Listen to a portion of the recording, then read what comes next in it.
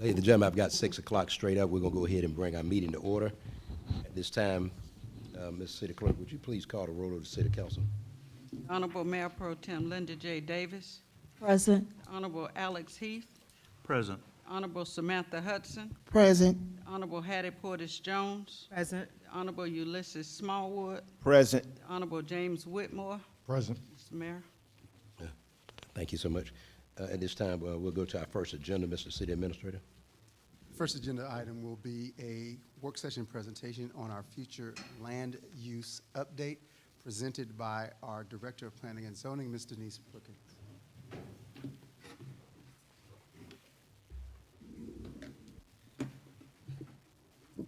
Good afternoon. Good afternoon.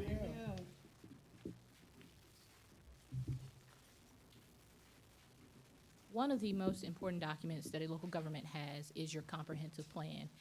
It is a document that has the vision, policy, goals, new initiatives, large-scale capital improvement plans. But as things tend to happen with development, there are opportunities to consider and review different elements of your comprehensive plan. Typically, what will happen is if you have a proposal for a rezoning and it is in conflict with the future land use map, the go-to is to make sure that kind of review that proposal on a one-on-one chance and just say, this does not align with our comprehensive plan. But then there are developments that come through that align with very large-scale visions that you have in terms of things like, new restaurants or amenities or things like that.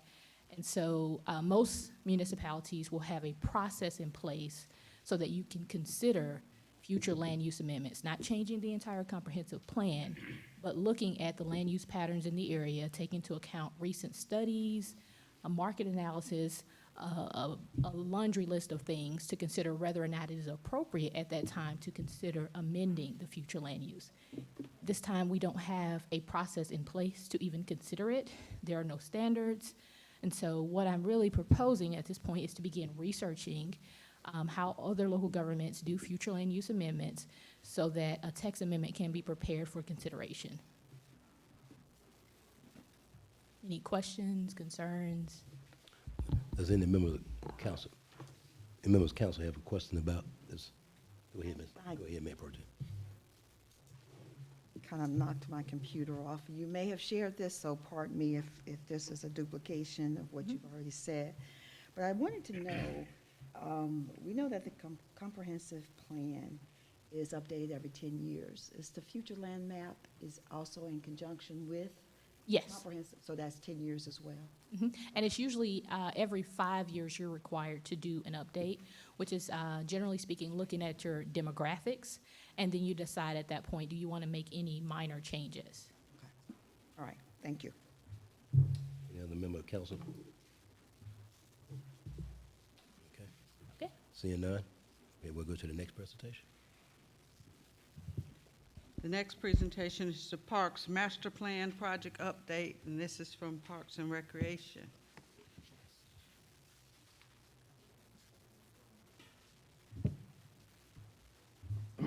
Hello, greeting Mayor and Council. What we have today is, as you know, we started this project for our Parks Master Plan, which is a 10-year comprehensive plan for our park system that we currently do not have.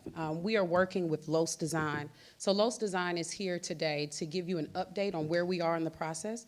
As you remember, we started back in July with our in-person one-on-one interviews to kind of discuss some things, and then we went on to our survey.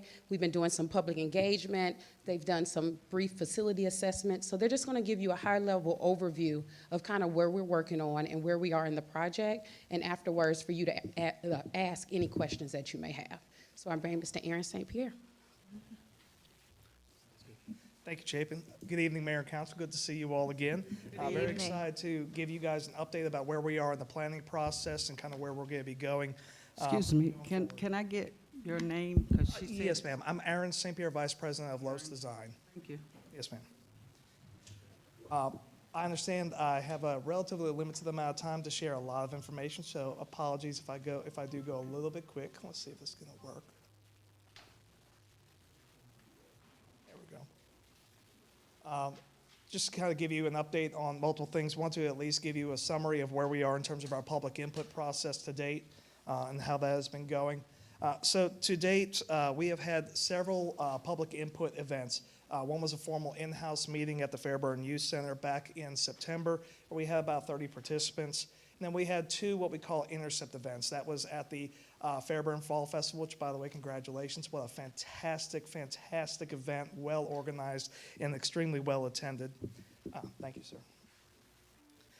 As well as we were also present at the Fairburn Annual Tree Lighting Festival and Fireworks Show. During that time, we had about 200 participants during those 2 events come out to our tent and speak with my staff. Also, as you all are aware, we have an online platform that we have been actively marketing with the Parks and Recreation Department in order to get more engagement from the community. We have an online survey as well as some mapping exercises. As of the end of last month, we had about 210 survey responses, and we plan to continue that online platform from this first phase of input through about the end of this month. So all told, we're looking at about 400 participants, which is a good number for a community of our size, but we are making efforts and engaging others in order to get more participation, more engagement, so we can really hear and understand the needs and values of this community as it relates to park and recreation. Wanted to give you a quick little sneak peek of some of the things that we are finding through this online survey platform that we have. So the next couple of slides just highlight some of the current trends that we are seeing. Obviously, in terms of the highest use facilities, Duncan Park, the pool, as well as the Fairburn Youth Center, the residents are indicating that those are definitely by far some of the most visited, most used facilities that they are doing. Great news always is that over 50% of our survey response indicate that they believe that the facilities that we have here in Fairburn are of very high quality. So that's always good to hear.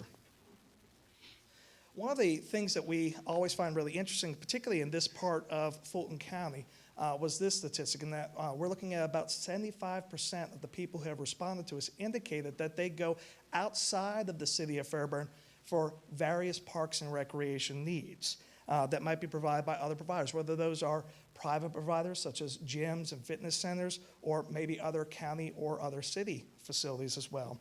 We like to always ask those people, if you do go outside the city, what are your primary reasons for doing so? And some of the primary things they indicate is that those other providers have more diverse facilities and programs that are tied to it. Also, they did indicate, even though they said that we're doing a pretty good job here, that they think that they are higher quality facilities at these other providers. I won't read through all of these, but we do have in your report here is kind of our top 10 requested programs from the community to date, as well as our top 10 requested facilities.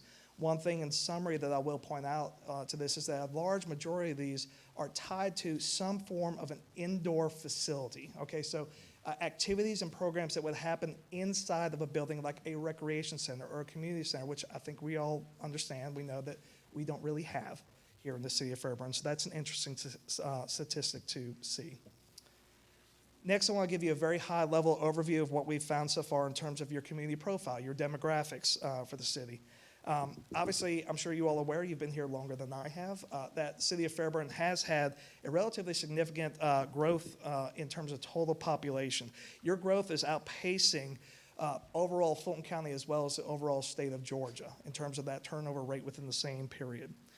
What's interesting for that is that while you do have one of the lower population densities in our study area, that rate of the density has increased significantly along with that population, and it's keeping pace, if not exceeding, some of your other benchmark communities that we are looking at.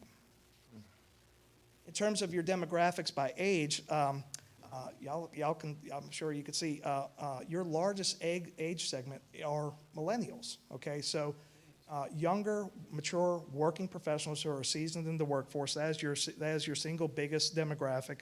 But senior adults are also about 18% of the city's population. So that indicates two very specific needs to us as recreation planners and programmers.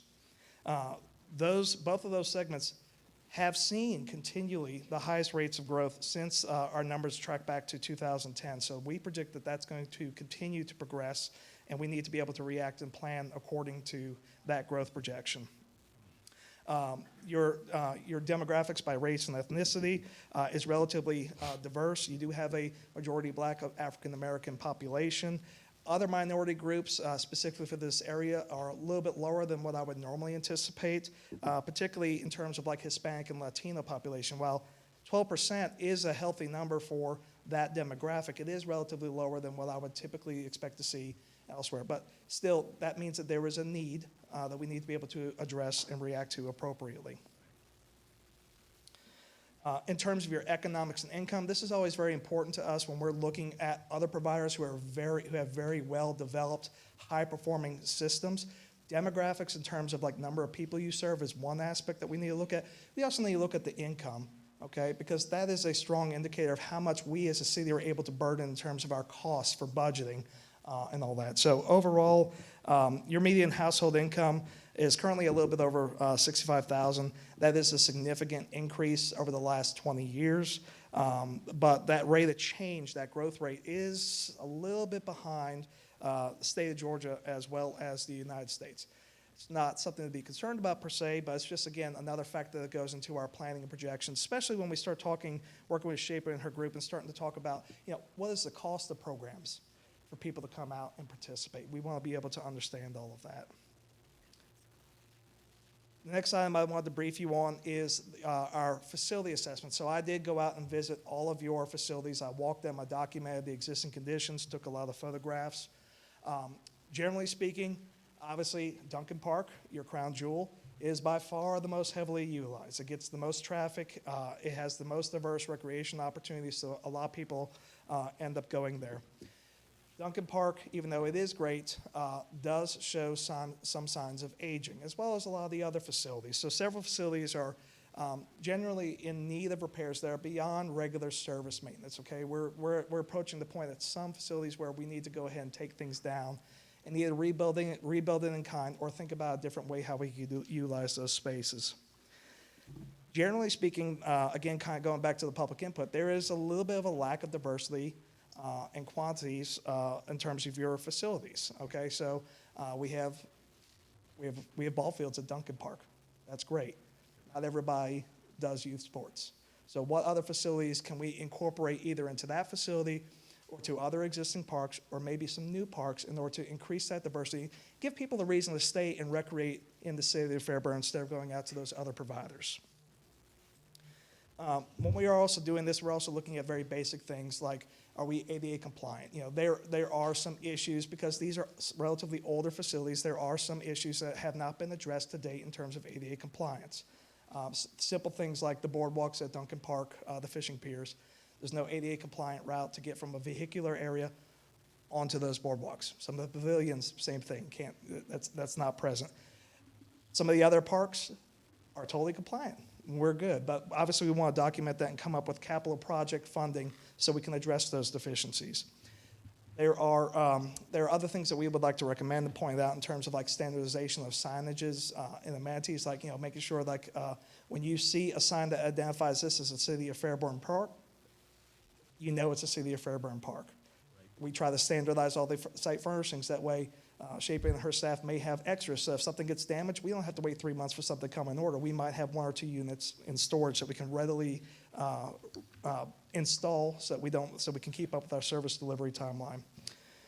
One of the other big things that I know in here is your park facility distribution disparity. Okay, so I'll show you this map, and we're working on updating this currently with some more information. But one of the biggest single things in terms of facilities that I see is that everything that we have, all our eggs are in one basket. It's on one side of the city.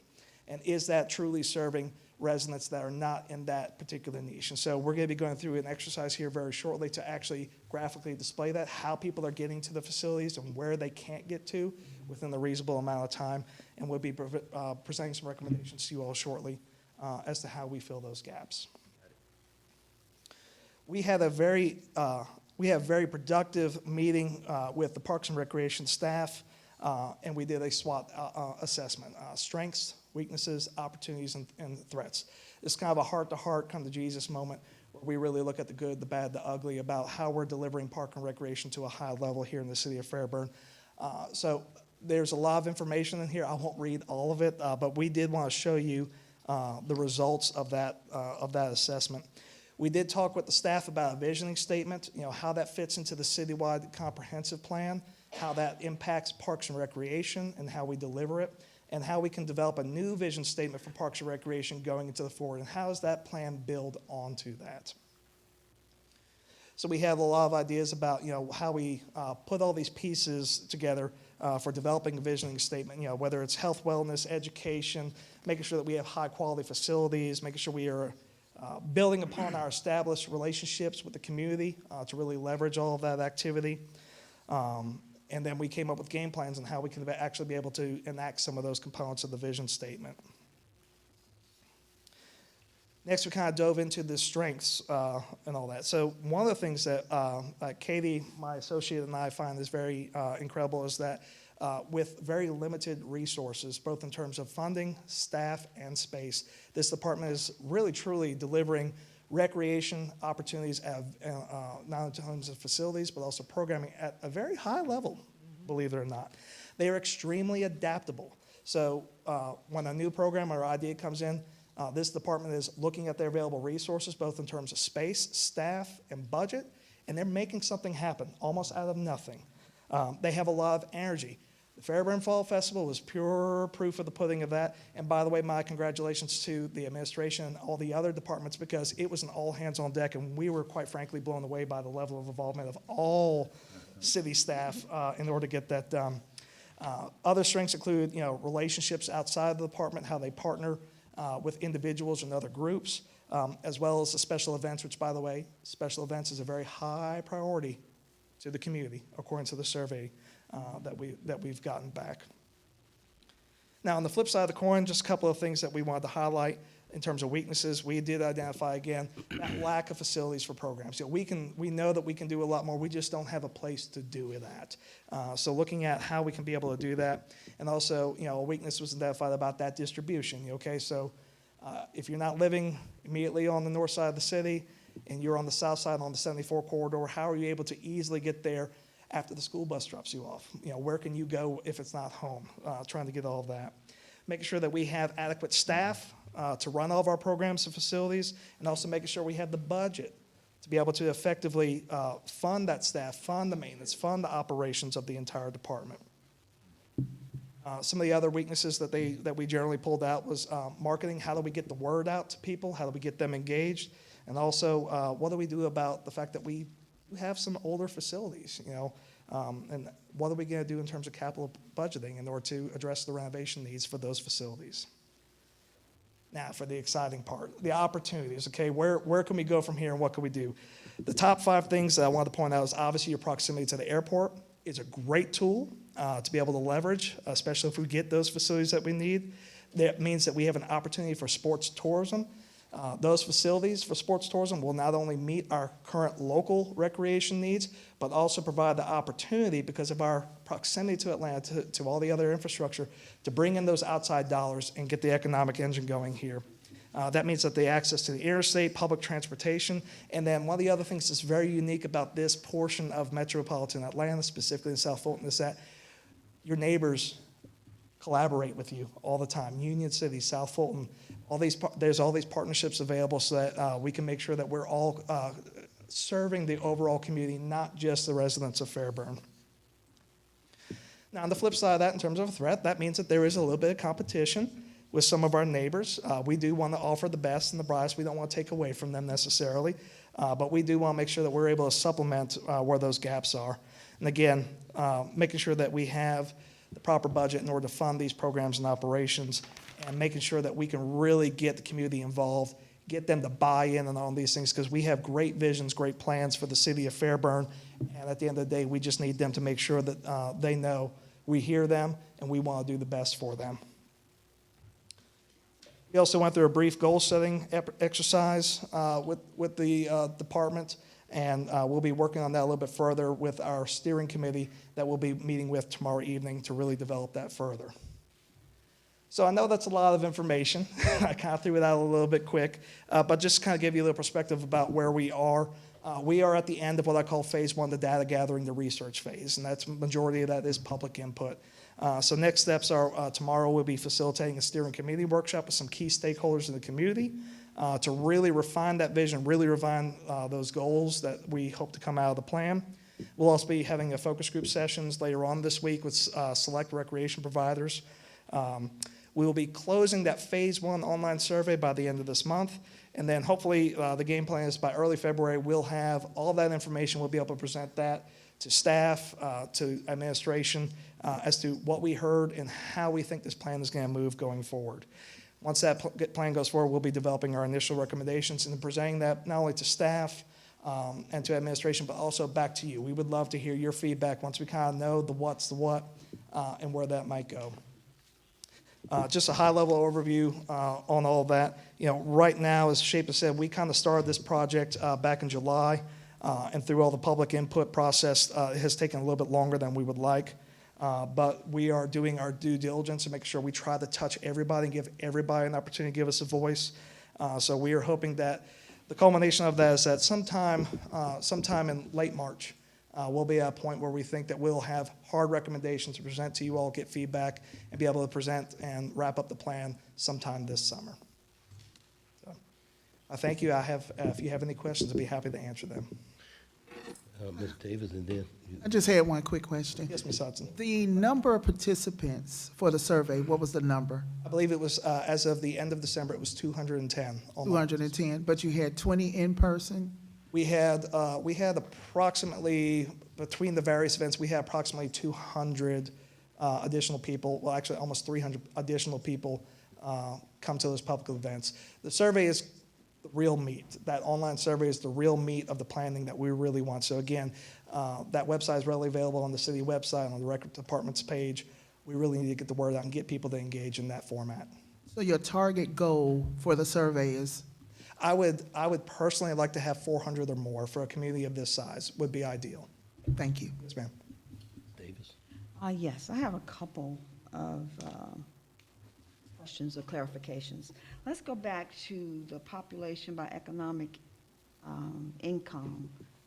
And we're drawing this from the 2010 census. I want to know, what are we doing, or are we honing in on our poverty range population? The census, the 2010 census said we have like a 20% poverty range here in the city of Fairburn, which to me is a lot for our population of like 17,000. Yes, ma'am. So what would we do? Where are we focusing on that segment of the population? Because I know you talked about cost and everything else. So I know you've looked at that. You know, I just want to have some more feedback in reference to that. Yes, ma'am. So our response to that particular part of the population is actually twofold. First and foremost is access, okay? People in that demographic generally either have little to no resources to transportation outside of public transportation, right? So we want to make sure that there is access to recreation proximate to where they live, where they work. So that's one thing in terms of addressing that facility distribution gap that we're missing here as a city right now, is getting that access. Now, once we fill that gap and we get people there, the other aspect is the programming. What are we doing?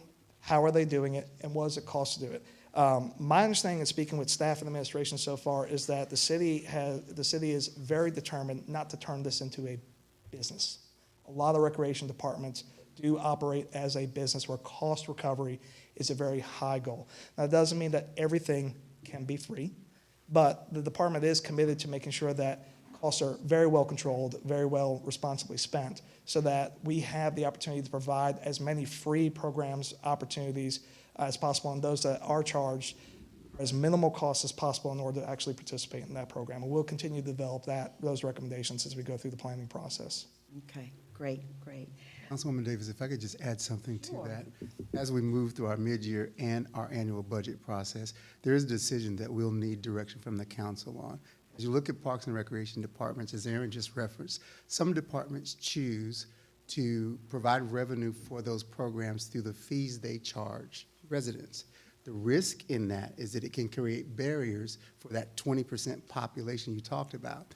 The other approach is to fund more of the program cost through the budget approval process thereby lowering what citizens have to pay. And so there's a discussion and a decision budgetarily that we'll need from this council as to which approach we want to implement, or a hybrid of such. There are some programs where there may need to be fees charged. Other programs may need to be fee-free. So that's the decision matrix we'll need direction from council on as we look at our entire budget and all of the city's needs, and specifically how we fund parks and recreation. Do we do that by supporting programs budgetarily, or is it a mix of budget and fees to get us to what the council believes is the best place for us overall? Great. I'm glad it's being considered.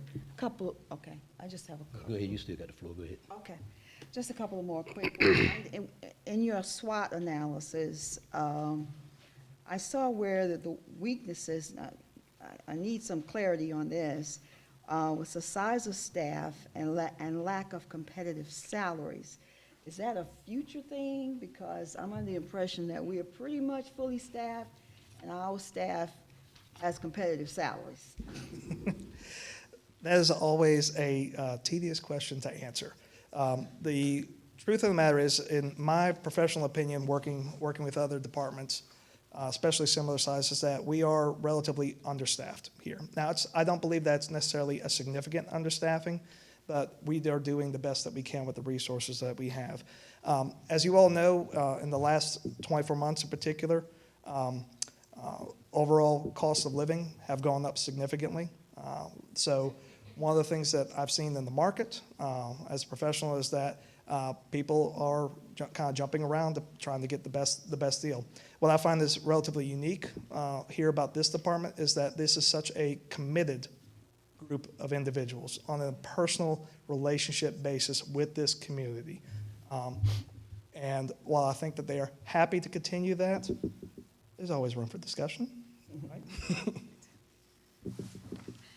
And then also, when it comes to where our staff is currently, there's a difference between, and that's why we work with Los Design, what the national average is for a staffing size for a department in a city our size. So that's what they will come up with as they go through this process. On how are we looking nationally? I will say that it's been great to have a kind of a crawl, walk, run that Mr. Phillips likes to say. We've increased our staff by 4 just within this year. With also adding a seasonal position increasing our lifeguards, which is to support the high attendance uses of our pool currently. So we're slowly building it. But as we start getting into adding an indoor facility, adding more programs, which has been shown from the survey, which is a need from the community, it would be a need to start adding more staff. But as we are almost fully staffed. We do interviews this Friday to start adding on our last full-time staff member. Awesome. So what I would add to that is that staffing also connects to level of service. So as a practical example, our staff in Parks and Recreation does a tremendous job. They're running their own after-school program. There are approximately 25 slots in that program. There are more than 25 kids in this community that need to be in that program. But they have to staff it based on, the slots are based on how many staff, because there's only so many kids per staff member. And so when you look at staffing, it's not just, well, do we have enough right now? The question is also, do we have enough to meet the need in the community? I would tell you we could, with more staff, do 50, 75 kids in after school with ease. We've probably got a waiting list of kids who want to get in the program, but we have to size it based on what we are. So again, that all goes back to budgetary decisions, but we staff, our level of service and programming is a direct function of how many staff we have. Great. One more, I'll be done. Go ahead. I just wanted to explain, you have under the opportunities section, under your SWOT analysis, the new beginnings, which is Fulton County. So how, give me an understanding of how we can utilize that. So we already do a lot of partnership with our local senior facility. But as you know, we house a lot of our senior programs within here at the City of Fairburn. A lot of free programs. Probably if you see a calendar, we have at least 2 to 3 programs going on daily for our seniors at the Youth Center. Working more with that facility, but also there's a need, and what has been identified through the survey, is there a need for our own facility? Although that facility is right here in our backyard, we service around 100 seniors per week through our facility, and we're not serving any type of meals. So it's just a need as we continue to grow our programs that addressing senior services and continue to grow that department continue to grow that sector within our department is going to be very important to us. Great, thank you. Mr. Heath, yeah. Did you get any feedback possibly on an indoor gymnasium for like basketball and like weightlifting? And there's one place that we went to up north that actually had classrooms built off the side of the gym itself, and I thought that was just an excellent thing. And it provided for a place for the adults and the older people to meet, learn things like cooking or, doing, various things. And so did you get any feedback on that? Yes, sir. Significant feedback. Really? As I noted, one of the snapshots that I gave you earlier was the top 10 requested programs to date and the top 10 requested facilities to date. Almost all of them fit within what I would call a prototypical recreation center, which is not a single-purpose facility. Right. Recreation centers, by definition, are a mixture of athletic and passive and art and cultural facilities in that essence. So to your point, yes, a gymnasium is needed. We do have a court, although it's not really a court by definition, available. So we do need that. Moreover, a gymnasium. One of the strongest things that we've heard is, it's Atlanta. It's hot. Okay, so a gymnasium with an indoor walking track would be fabulous. Oh, yeah. To meet the needs of this community. In addition to, as you know, Mr. Heath, some of the other elements in terms of like meeting space, classrooms, labs, things along those lines. We really do need a comprehensive facility in this community to be able to afford all the programming to meet such a wonderfully diverse community as we are here in Fairburn. Well, one thing that I saw at this facility was that they taught people how to do canning to preserve their food supply.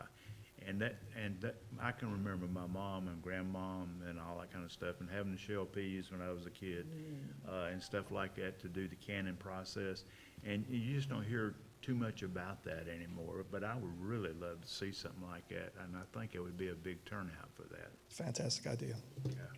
Okay. Mr. Whittemore, go ahead, sir. Thank you. It was Aaron, correct? Yes, sir. Okay. Well, as you well know, even with my interview with you and your associate, and we spent a lot of time together, and as I indicated then, this has been a topic of discussion for 4 to 6 years that I started 4 to 6 years ago.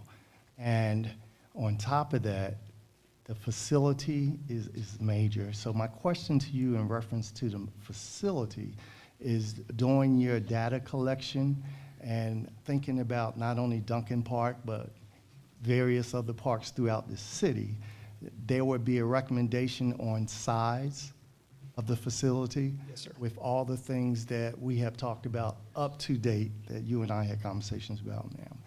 But I just wanted to make sure that that was going to be inclusive in your comprehensive plan. It is, Mr. Whitmore. For those of you who may not be as well versed, we have a recreation department here in Fairburn, okay? We do not have as a park system here in Fairburn. That's a very distinct difference between the two. So we have basically one facility that has most of what we need, but it's in one location, not very centralized to all of the citizens. So to your point, Councilman Whitmore, the next part that we're going through here is to identify we need more facilities. We need to develop a system. Now, where those are located is one aspect of the question.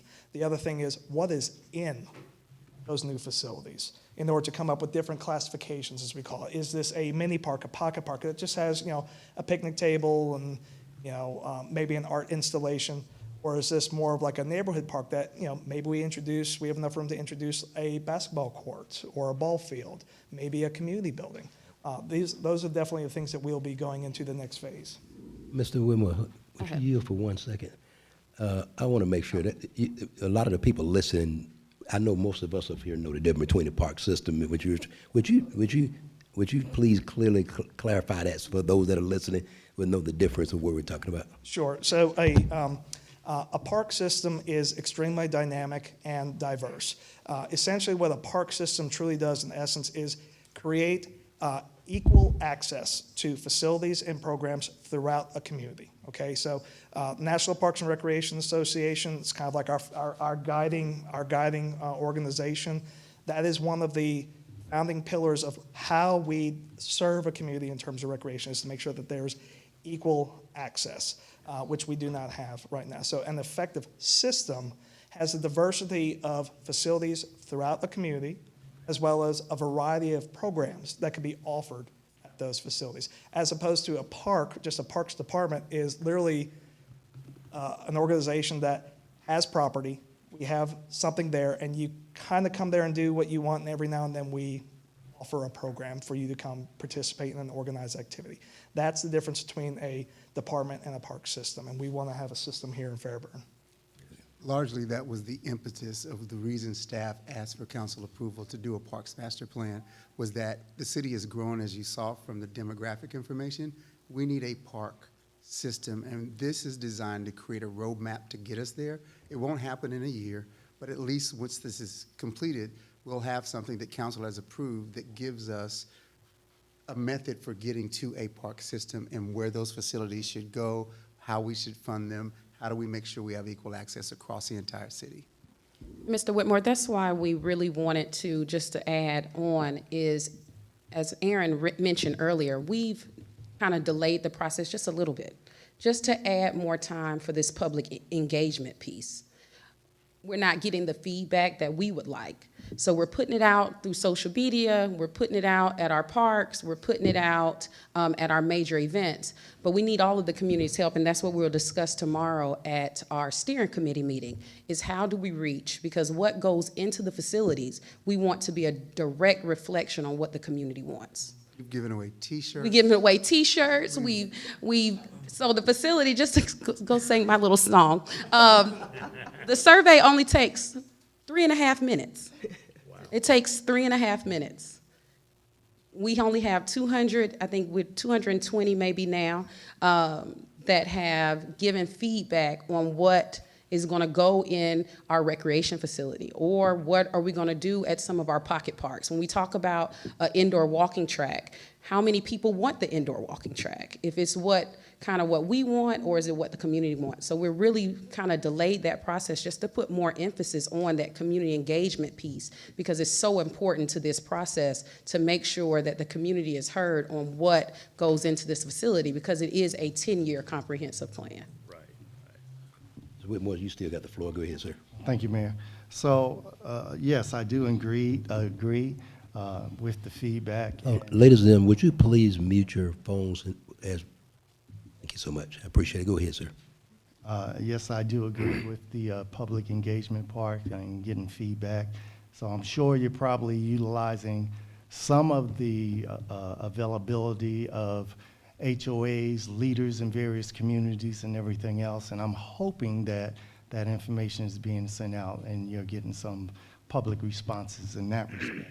But also, I would like to ask that staff would even look into, over on Oakley Industrial, there's a facility out there that's closing that has numerous activities, basketball, volleyball, so on and so forth, and that may be something that we may be able to engage in on that side of the city, as well as, of course, we're talking about year-round facilities, and I do understand where staff is at now, so they fluctuate up and down based on the season, but eventually we're going to be at a point where we will have year-round activities, and I'm looking forward to that.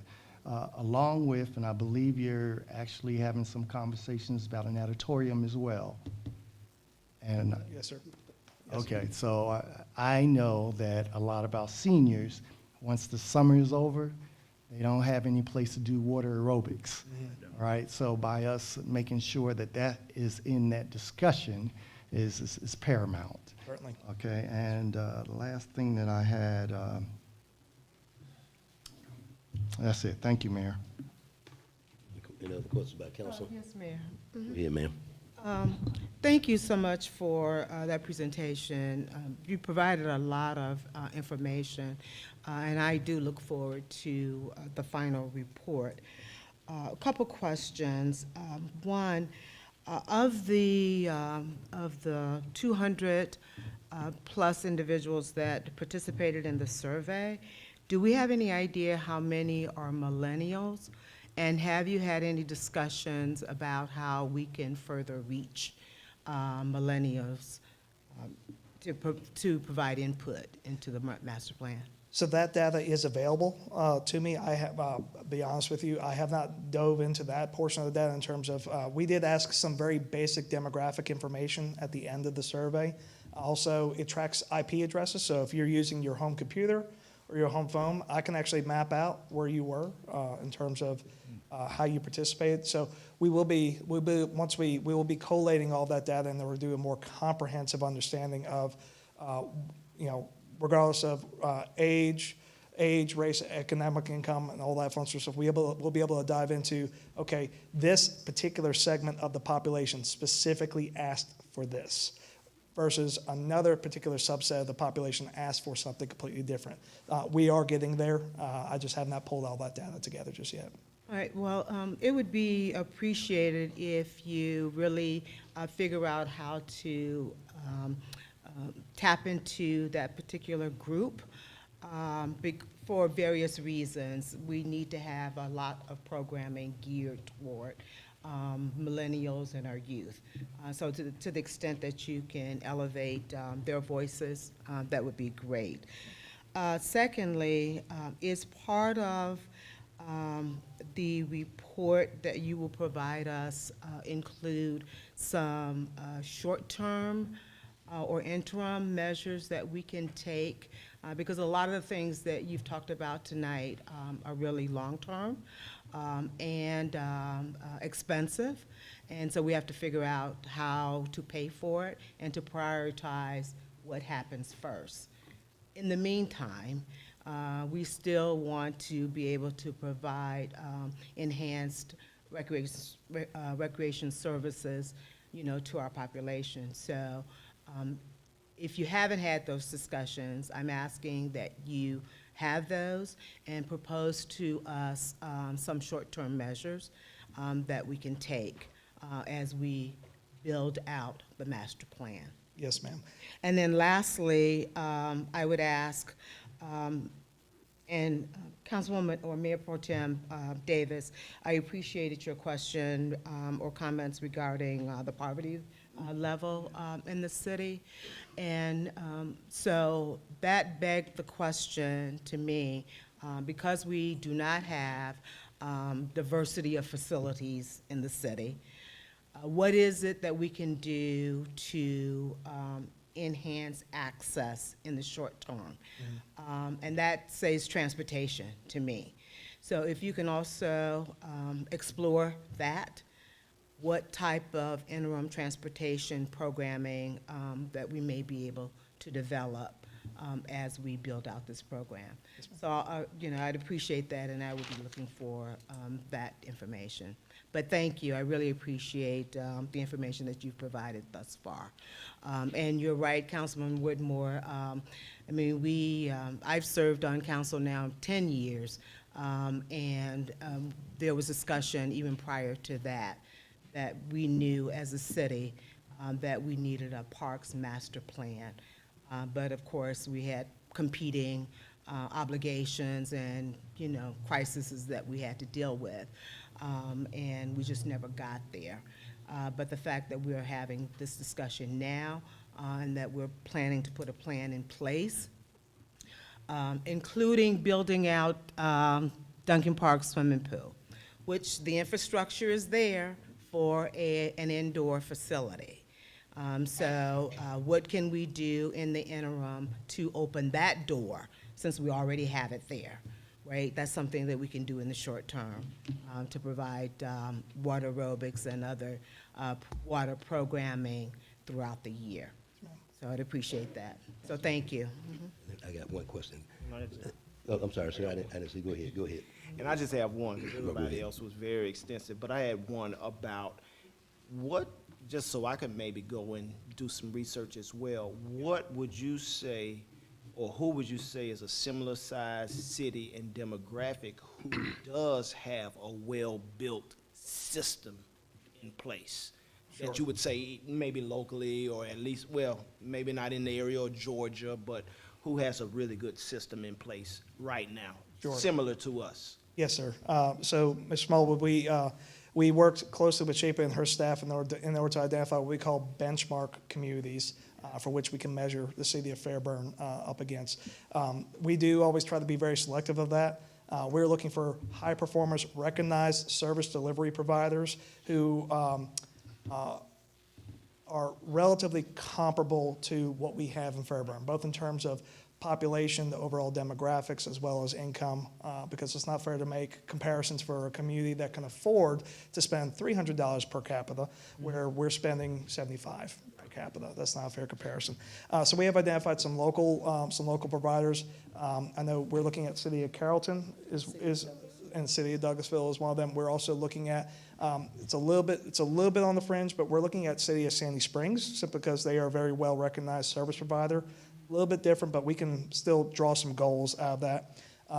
Outside of our area, we spent several days looking at about 5 award-winning providers outside of the state of Georgia that we felt were comparable. And right now, we're going to be going with the town of Herndon, Virginia, which is very comparable by most all metrics to the city of Fairburn. That is a nationally recognized award-winning agency. So we're going to be looking very hard into them to figure out what it is that they're doing so well, what lessons that we can pull back here at Fairburn for implementation of this plan. All right, I appreciate it. Thank you. Yes, sir. The question I wanted to ask you was about the area of our city, actually it's to my left, actually it's called the Lightning Community, where we've actually put in some playground and recreational features. My question is, as you're looking at that, have you looked at that area just out of curiosity? Yes, sir. We're looking at that and several other areas as Okay. well. And so I just kind of wanted your perspective of, based on what's already been done, because the city spent a lot of money in the last 10 years, actually, in this community, the Lightning Community. It's called Lightning Community. And so actually in partnership with Fulton County government, actually, if I'm correct, Lester's here, I believe it was, we used a lot of, I can't think of the name of that grant. CDBG money.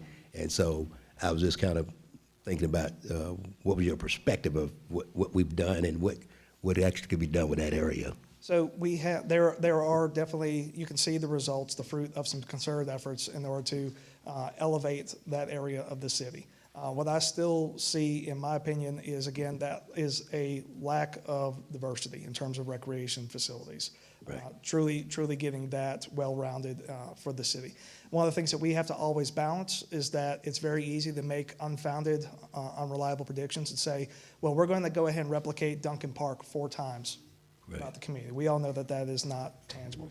We may be able to fit in one in a 10 to 15-year horizon plan somewhere in the appropriate location, but really trying to focus in on some of that smaller, high-impact footprint development to increase the recreation opportunity throughout the community will be important, including building upon what our current successes are over here on the western side of the city.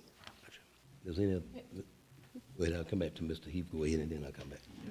I just have 2 things.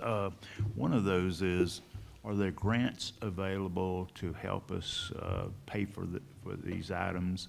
And the second question is to deal with like horse shows. Used to, they did horse shows out there back in the 60s, 70s, and 80s, and there was a lot of participation in that. And the ring was actually back where the professional football field is. It was off to It's still back Basement there. to Yeah, the it's just right. overgrown.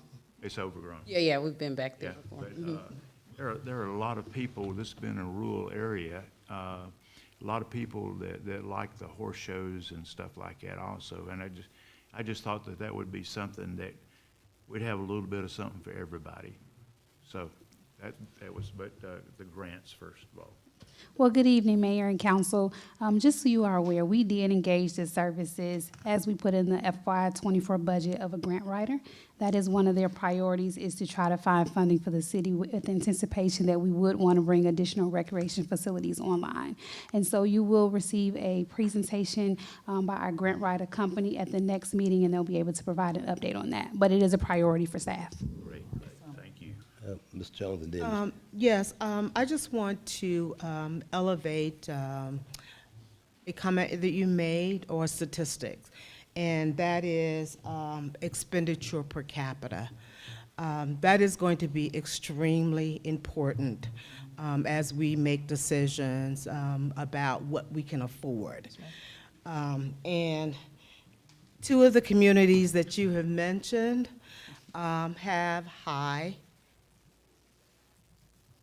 income, and they have high expenditures per capita.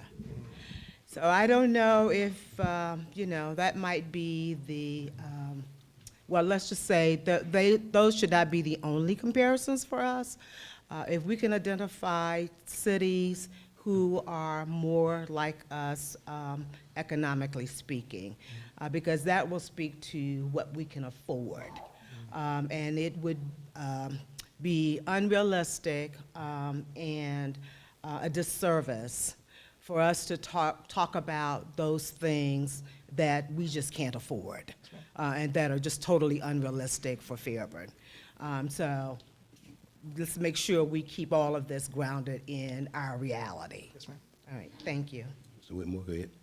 Yes, and thank you, my colleague, Just one follow-up. that did ask a question about grant writing. And I'd just like to say publicly, sometimes when you're out in the community and introduce yourself as a public official, you'll be amazed at the things that people will share with you. But one more recent one is a gentleman that is very, very successful at grant writing, teaching grant writing, and is willing to have a conversation with our city administrator, not only just to think about what we can do citywide, but also within the various communities that we have within the city, 501c3 establishments and not. So I'm looking forward for that conversation to happen, not only with the grant writer that we have for the city, but how we can incorporate some of that knowledge that this gentleman appears to be doing a very good living in doing this, but is willing to come and offer some sizable advice. Ms. Hudson. I appreciate the extensive time that you have taken to do this research. I understand that. What I was just want to close out and say, I do hear that there are opportunities as we move forward to incorporate various different resources to make this happen. While our city does have some unique economic concerns, I do see an upward trend from where we was in 2021 versus where we are today. So as you continue to look at those trends economically and those opportunities, short-term and long-term. I heard you, our Parks and Recs director, say that she has been collaborating with Fulton County to utilize resources as where I also heard a colleague talk about a site here in Fairburn that could be utilized. It sounded like you all had an aha. We looked at that already, and that's very good. So I understand where you are going with this. I come from a very impoverished community in the city of Chicago, and Parks and Recreation was one of the bigger tools that kept us focused and in line. So I just want to commend you on that. And just wrap up what I heard, that there are opportunities to grow all the way through this process, but the main thing that you need now is more participation on the survey. So I would like to put emphasis on what else I can do, what we can do in our communities, how we can work with our HOAs to encourage them to complete the survey by 1/26. So ready, set, go. Thank you so much, Councilwoman Hudson. I was going to ask the exact same thing that you just said. We need everybody who's a stakeholder in Fairburn to tell everybody you can between now and January 20th. We put it on social media. We've given away gifts.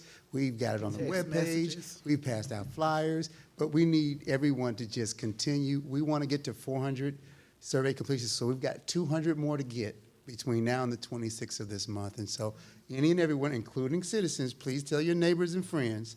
It takes 3 minutes. You can go on the website. We don't want to build a plan without our community's voice in it. So Right. please, please, please complete the survey. That's it. Well, ladies and gentlemen, thank you so much for your presentation. Thank you so much. I've got 5 minutes to 7. We'll start at 7 o'clock sharp. So we'll adjourn until 7 o'clock.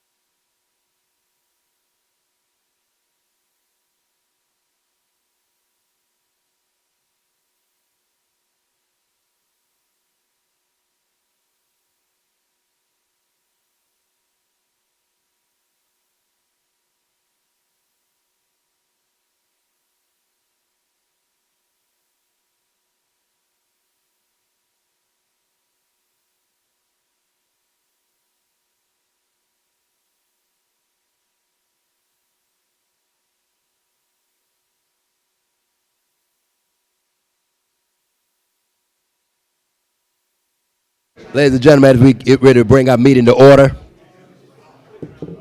can I ask well, now I got to bring the meeting to order up here. Ladies and gentlemen, if you will, At this time, can I ask everyone to please turn your cell phones to the silent position? Thank you so much. Please turn your cell phones to the silent position because in the midst of the oath, people were doing the oath. I don't want to hear a cell phone going off in the middle of it. We're going to go ahead and bring oh, okay, go ahead.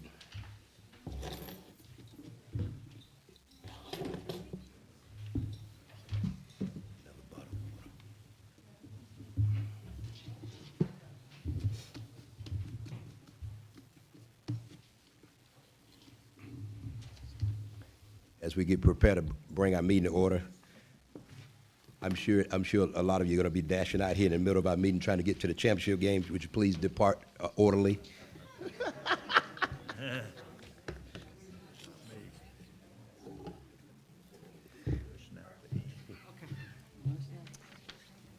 Tell me when you're ready, Ms. James. Ready. Okay. At this time, we'll bring our meeting to order.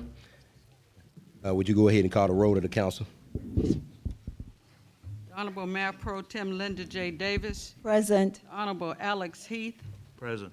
Honorable Samantha Hudson. Present. Honorable Hattie Portis Jones. Present. The Honorable Ulysses J. Smallwood. Present. Honorable James Whitmore. Present. Mr. Mayor, you have a quorum. Okay, thank you. At this time, we'll do the oath of office. We'll start with the Mayor Pro Tem Linda Davis.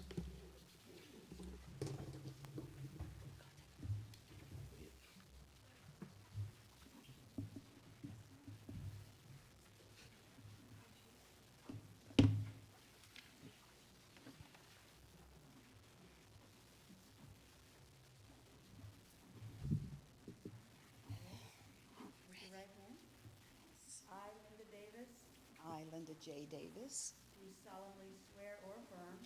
Solemnly affirm. That I will faithfully. I will faithfully. And truly. And truly. Perform the duties. Perform the duties. Of councilperson. Of councilperson. Of this city. Of this city. That I will support. That I will support. And defend. And defend. The United States. The United States. Constitution. Constitution. Constitution. Constitution. Of the state of Georgia. Of the state of Georgia. And the charter. And the charter. Of the city of Fairburn. Of the city of Fairburn. To the best of my skill. To the best of my skill. And ability. And ability. And as to me. And as to me. Shall seem. Shall seem. The best of interest. The best of interest. And welfare. And welfare. Of the city. Of the city. Without fear. Without fear. Favor. Favor. Or affection. Or affection. I do further affirm. I do further affirm. That I am not. I am not. The holder. The holder. Of any. Of any. Unaccounted for. Unaccounted for. Public money. Public money. Do this state. Do this state. Or any. Or any. Political subdivision. Political subdivision. Or authority. Or authority. Thereof. Thereof. That I am not. That I am not. The holder. The holder. Of any office. Of any office. Or trust. Or trust. Under the government.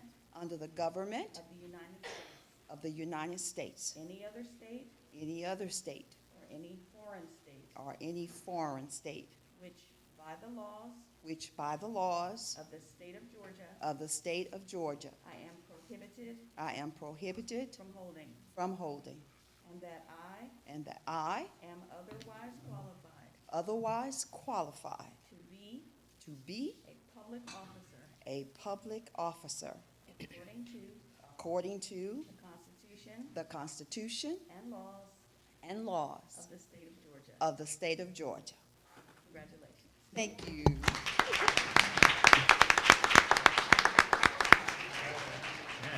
Let go to her. Next, Councilwoman Samantha Hudson will be sworn in.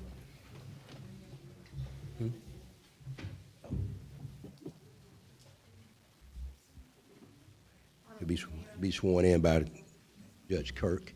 How you doing today? Yes, ma'am. How you doing? Can I get the name, Judge? My name is Chief Magistrate Judge Cassandra Kirk. Thank you. Thank you. Before we get started, or as we are getting started, are you having people come up with you? I do want to make note and tell you all that I am incredibly honored to be here today with Councilwoman Hudson to Today marks a significant moment as she takes her ceremonial oath to join the Fairburn City Council. Samantha's unwavering commitment to public service is not just admirable, it is also inspiring. Having worked closely with her, as she worked for DFACS and I worked for the Child Attorney's Office in Fulton County, I've had the privilege of witnessing Samantha's robust advocacy for foster children's rights and needs. Her dedication to social justice extends beyond her role, and I am confident that she will work tirelessly to serve the citizens of Fairburn. Samantha, congratulations on this well-earned position. Keep yourself focused and trust your purpose. If you would raise your right hand as your family coming forward. Would the family please come up with her? Son right there, he wanted to.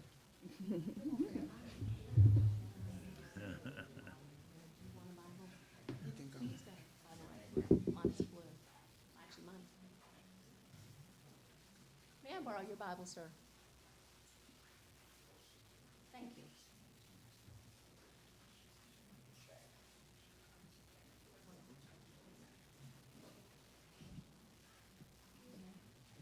You'd raise your right hand, please. Repeat after me. I state your full name.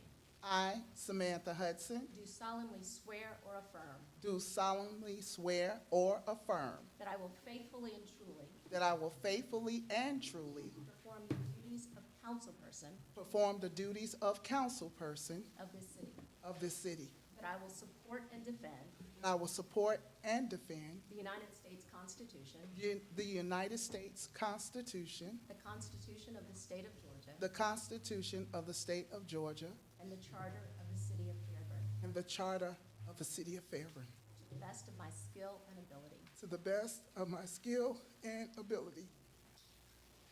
And as to me And as to me shall seem the best of interest shall seem the best of interest and welfare of the city, and welfare of the city, without fear, without favor, fear, favor, or affection. or affection.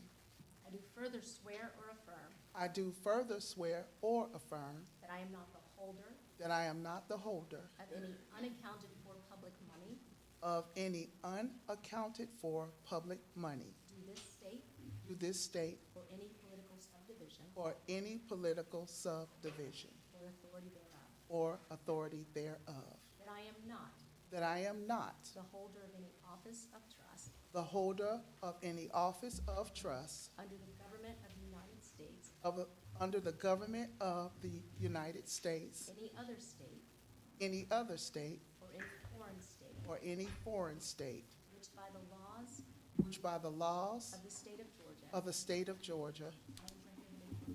I am prohibited from holding, And that I am otherwise qualified that I am otherwise qualified to be a public officer to be a public officer according to the Constitution according to the Constitution and laws of the state of Georgia. and laws of the state of Georgia. So help me God. So help me God. Councilwoman Hudson.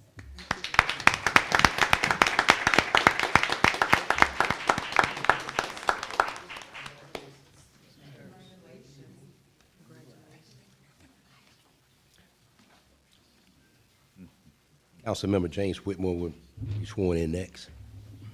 By Bishop Glenn Allen.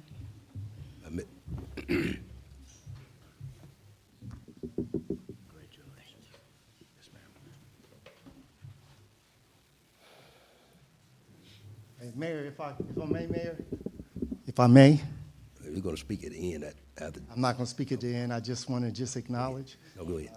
Just want to thank Bishop Allen, a personal friend of mine who has graced me with coming in and doing this for me. I appreciate that. But also I have Police Officer Dondre Whitmore. I would like to have you come up, son. Fulton County Police. Tell him who he is. Officer Dondre Whitmore. Okay. His son. And then this moment would not be possible without my campaign manager, my friend, Miss Felicia Jenkins. I'm going to ask you to come up as well, ma'am.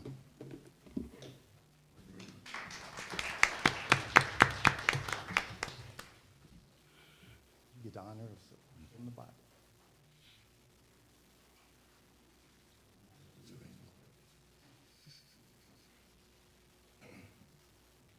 Repeat after me.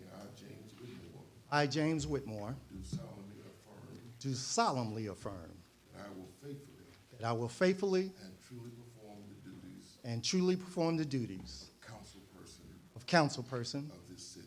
of this city, That I will support and defend the United States Constitution, the United States Constitution, the Constitution of the State of Georgia, the Constitution of the State of Georgia, and the Charter of this city, Fairburn, and the Charter of this city, Fairburn, to the best of my skill to the best of my skill and ability, and ability, and as to me shall seem the best interests and welfare of the city, and welfare of the city, without fear, favor, or affection. I do further affirm that that I am not the holder of any unaccounted, say that part first, unaccounted, that I am not the holder of any unaccounted for for public money due to this state due to this state or any political subdivision or any political subdivision or authority thereof, or authority thereof, that I am not the holder that I am not the holder of any office of any office or trust under government or the United States or the United States, any other state or any foreign state, which by the laws of this state of Georgia of this state of Georgia, I am I am prohibited from holding, and that I am otherwise qualified to be a public officer according to the Constitution according to the Constitution and laws of the state of Georgia. and laws of the state of Georgia. So help me God. So help me God. Councilman James Whitmore.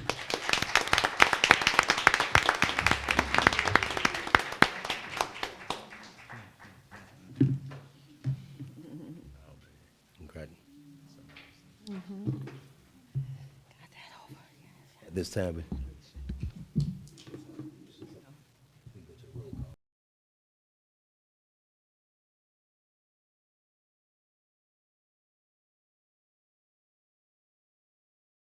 representative will be the actual invocation. We'll ask Crossroads Church, please come forward, sir. If everyone, if you can, please stand.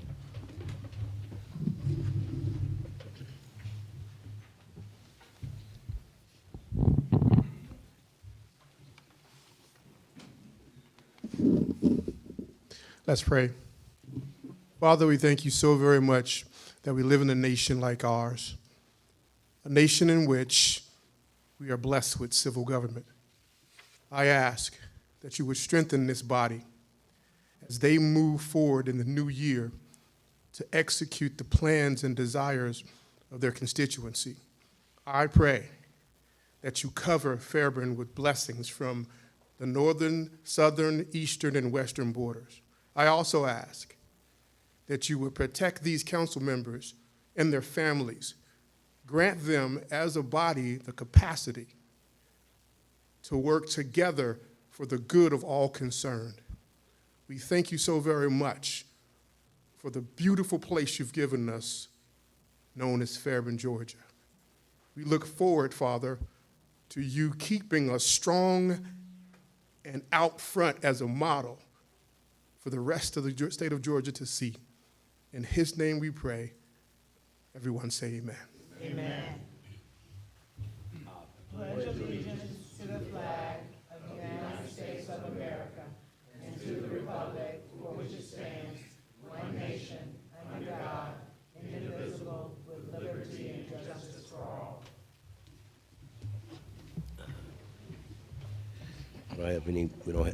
We don't have any proclamations or presentations. I'd like to adopt an agenda. I'd like the adoption of the city council agenda. Members of council, if you look at on the agenda, item number 16, 17, 18, and 19, does any member of council have any objection to item number 16, 17, 18, and 19 going on your consent agenda? Nope. There any objection? Nope.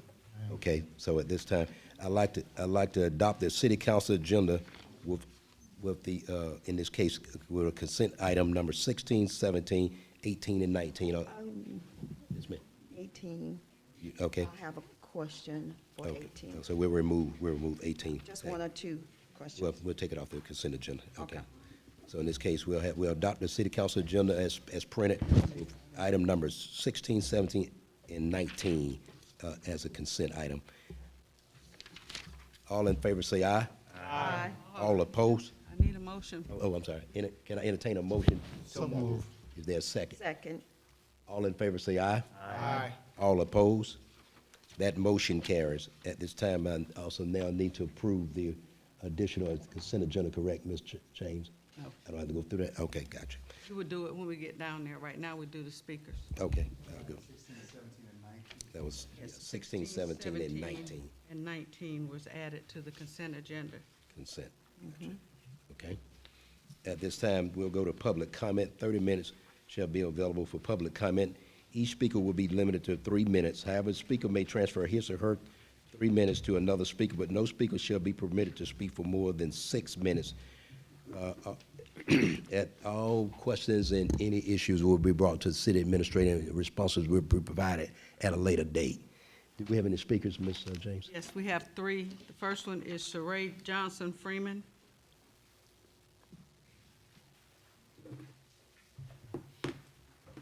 Good evening, everyone.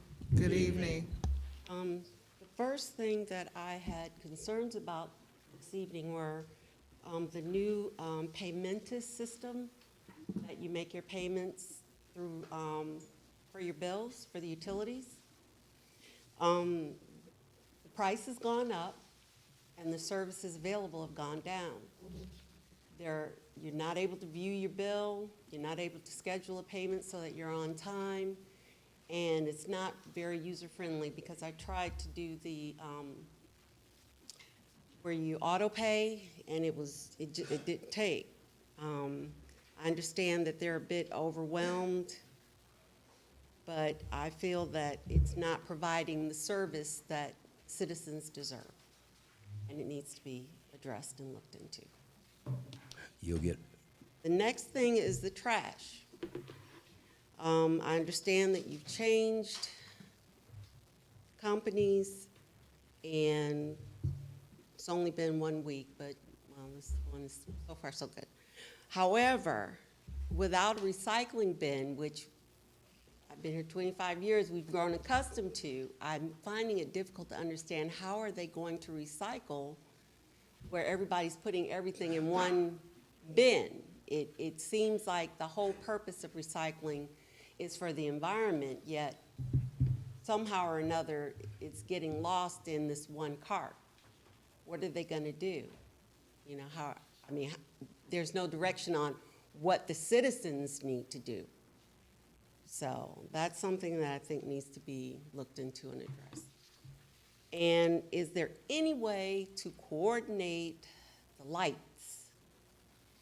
at Campbellton and, or 92 and Highway 29, Dodge Street, Smith Street? It's like those streets, you get stopped, it's just ridiculous, especially in the mornings and in the evenings. It needs to be looked at, and I know that's something that would be out of your purview, but it is something that you might want to consider and have looked at. thank you so much for your comment. Thank you. Thank you. The next speaker is XL.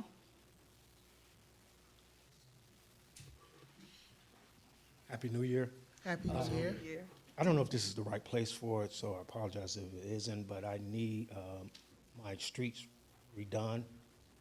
They were done, I guess, a couple years ago with that stripping, and that looks just totally tacky.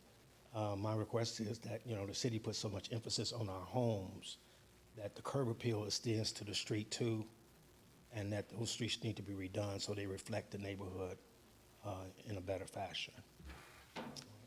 What's your street? Birkdale, Durham Lakes. Does that help? Gotcha. Thank you so much, sir. Thank you. Okay. The next speaker is Kevin Costello. Hey, good evening, Happy New Year, and congratulations to the new council members that got inducted tonight. Thank you. Thank you. My name's Kevin Castile, and I work with several large global technology and data center companies throughout the country. Over the past 2 years, there's been a really increased number of these groups that are looking to locate in the southeast and specifically in the surrounding Atlanta areas. Through our relationships and through some of our contacts, we've identified the city of Fairburn as a high likelihood and potential place that some of these groups would like to locate. The problem is it's a pretty new term, data center, technology center. A lot of people don't know what that means or what it entails, and so a lot of municipalities do not have a zoning code or planning code that fits for what it is that exists today, and Fairburn is one of those. The reason I'm here tonight is to tell you just a real brief, a little bit about data centers, and what we see is that they are really good for the community in a lot of ways. They create high-paying careers and job opportunities. While they vary in size, they have minimal impact to the surrounding neighborhoods and surrounding areas. They don't have a lot of environmental pollution, very little noise, very little light pollution, very little to no traffic. And so it's got a lot of net positives for the community. I guess, specifically, I would just encourage that the city of Fairburn and planning and zoning work to evaluate how to incorporate that in the future land use plan and in the zoning codes that exist today, so that as these companies are looking at areas, they feel like there is a path to come into your city if it's something that, you would like to see come in the future. Thank you for your time this evening. Thank you, sir. Thank you.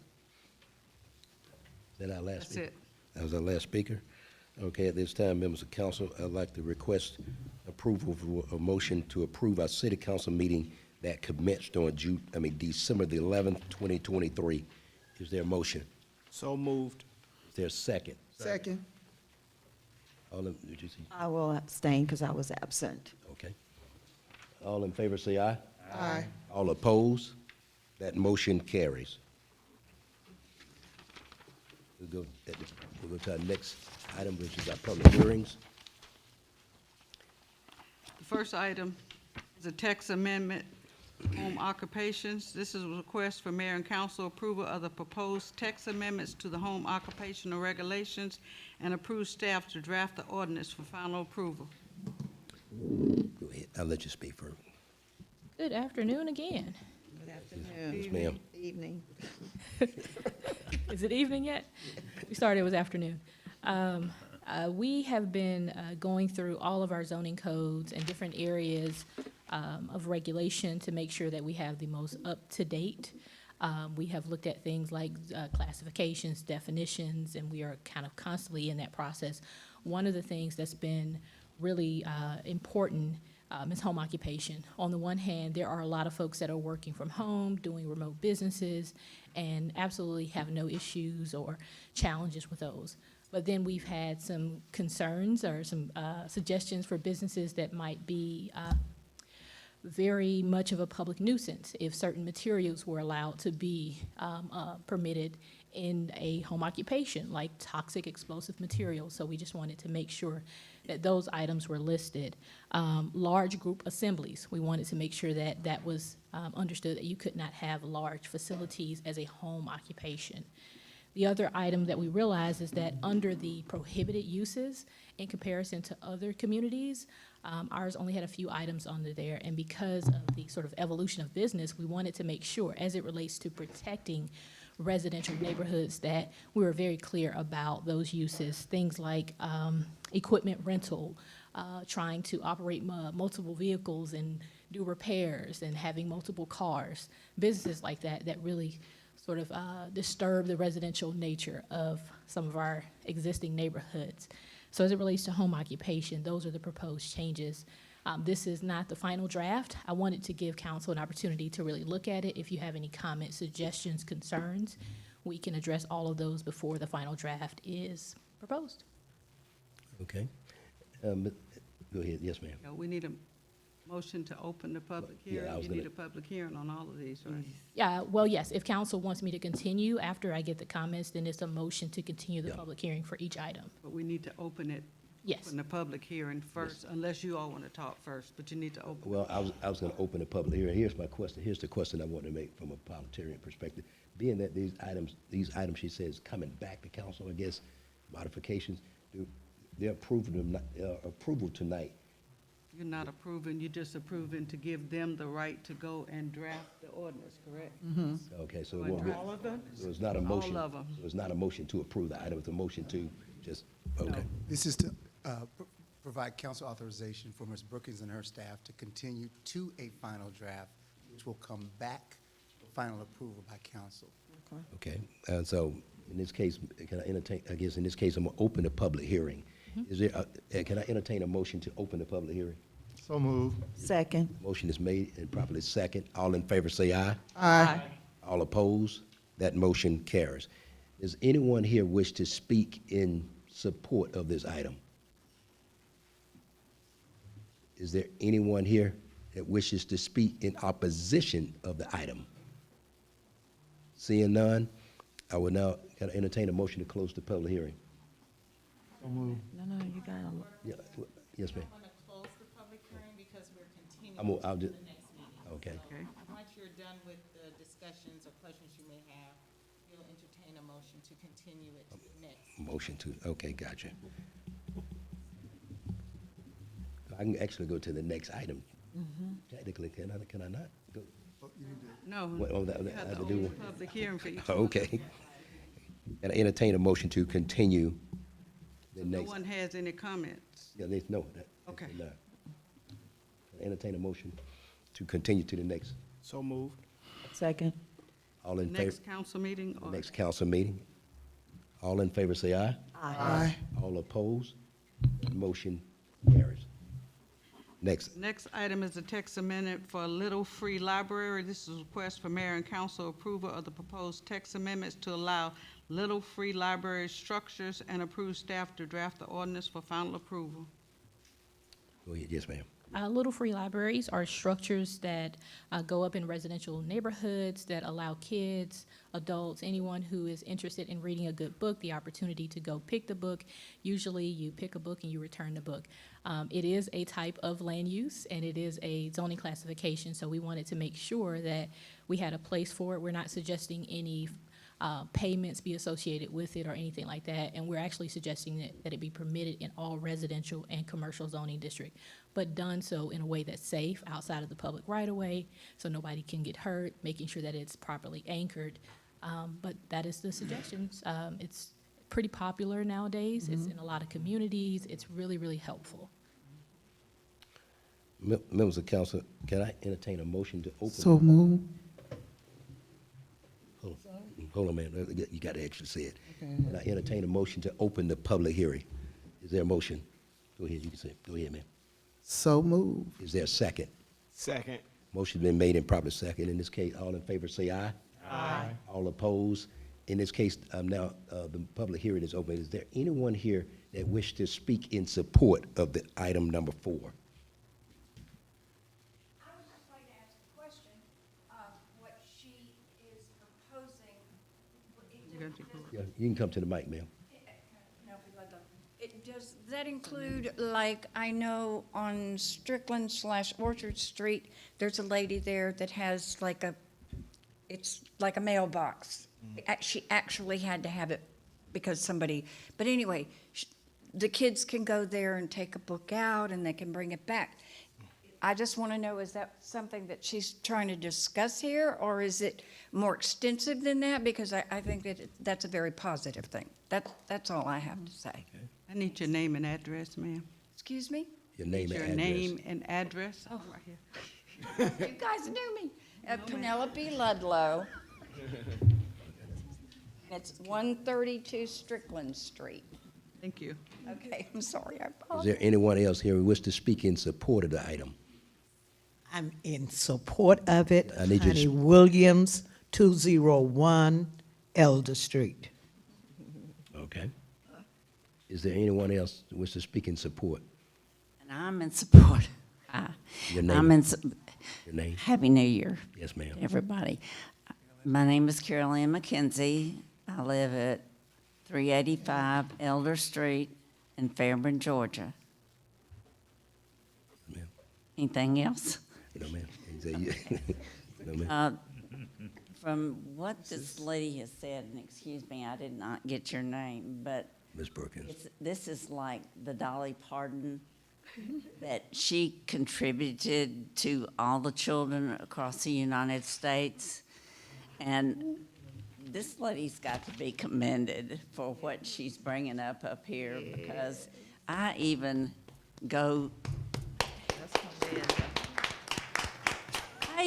to the small book ones that's right next door to Pullum's, and I'm not advertising either.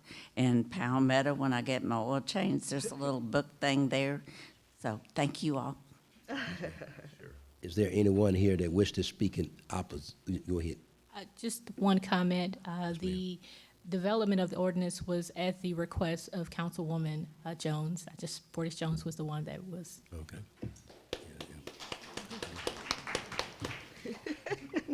Is there anyone here that wish to speak in opposition of this item? Seeing none, can I entertain a motion to close the public hearing? Motion to continue to the next meeting. Motion to continue to the next, well, in this Do we case. have a question? Yeah, I was gonna say, council gets an opportunity to ask a question though, right? Yes. Yes, so then members of council have questions, go ahead. Yes, I have one question. Could you, I wasn't clear about the size restriction in the ordinance. Can you speak to that? What's the maximum size allowed? There were no size restrictions associated with it. We can add some on the typical size of them, but we can add that to the final ordinance. Okay, so my original request was for a cabinet size, you know, and if we need to limit that in certain areas, if you could speak to that. But I've seen them birdhouse sizes, I've seen them twice that, and sometimes even 3 times that. So if you can just look at that and be clear about what's the maximum size allowed, because some of them can be too large. Yes, ma'am. We can add that to the final ordinance. Ms. Hudson? Do we have an identified vendor for this, for the literacy? This is just to allow it. At Okay. another date, we can kind of discuss where potential locations are. Okay, I think it's a great idea. Being an educator myself, understanding how our community has been impacted from the pandemic with literacy rates, that this is an ideal way to start to engage and encourage our children who may not have anything to do to get a book and read. So I think it's a great idea. Any other members of council got a comment? Seeing none, can I entertain a motion to continue to the next council meeting? So move. Second. Motion's made and probably second. All in favor say aye. Aye. All opposed? That motion carries. Next item. Next item is the text amendment, short-term rental. It's a request for mayor and council approval of the proposed text amendments to the regulations for short-term rentals and approve staff to draft the ordinance for final approval. Go I ahead. won't say yes, ma'am. hello again. The proposed changes to the short-term rental are very, not, I wouldn't say insignificant, but we are trying to make sure that certain items are very specific. We've had requests for folks to rent out RVs. We've seen requests for folks to not necessarily do a short-term rental, but more focusing on areas becoming party houses. So we just want to make sure that, as it relates to short-term rentals, that it's specifically for renting of that dwelling and not associated with large group events or anything of that nature in residential areas. Members of council, can I ask for a motion to entertain, to open up the public hearing? So moved. Motion is made and properly second. Who made the second? Mr. Smallwood made the second.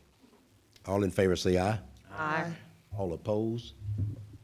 That motion carries. In this case, the public hearing is open. Can I ask anyone that wish to speak in support of this amendment? Is there anyone here that wish to speak in opposition? Ma'am, did you have? I just want to say, I am in support of what she says, because many of us have recognized people that are renting out on short-term basis and whatnot, and they have a turnover. Some of them start breeding dogs, and the dogs are confined and everything, and then they go away, or they are having people that come in and they only stay for 2, 3, 4 weeks, and then they do a turnover. So I'm in support of what she's saying.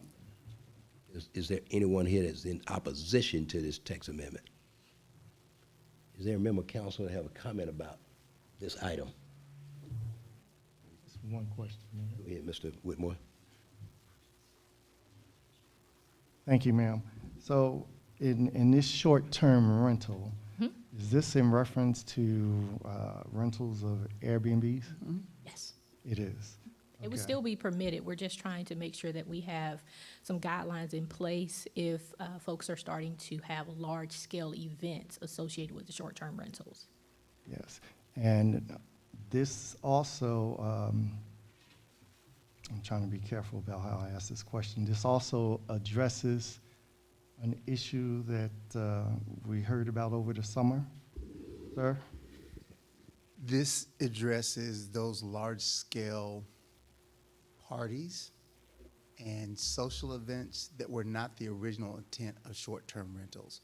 Short-term rentals, if you think of an Airbnb as even a classic Airbnb, someone's traveling, they need someplace to stay for a few days, they go to an Airbnb. This does nothing to change that, but because there was not enough clarity in the ordinance, people were using this short-term reference to now host parties and events and things of that nature that typically folks don't want to see in their residential neighborhood. So what this does is provide additional clarity so that if you're doing, i.e. Airbnb short-term rentals, that remains unchanged. But if what you are doing is in fact renting out your short-term rental to do events and things of that nature, this places some limits on the ability to do that. I have a question. Thank you So for what, that. Hold on. Mr. Whitmore still has the floor. Go ahead, sir.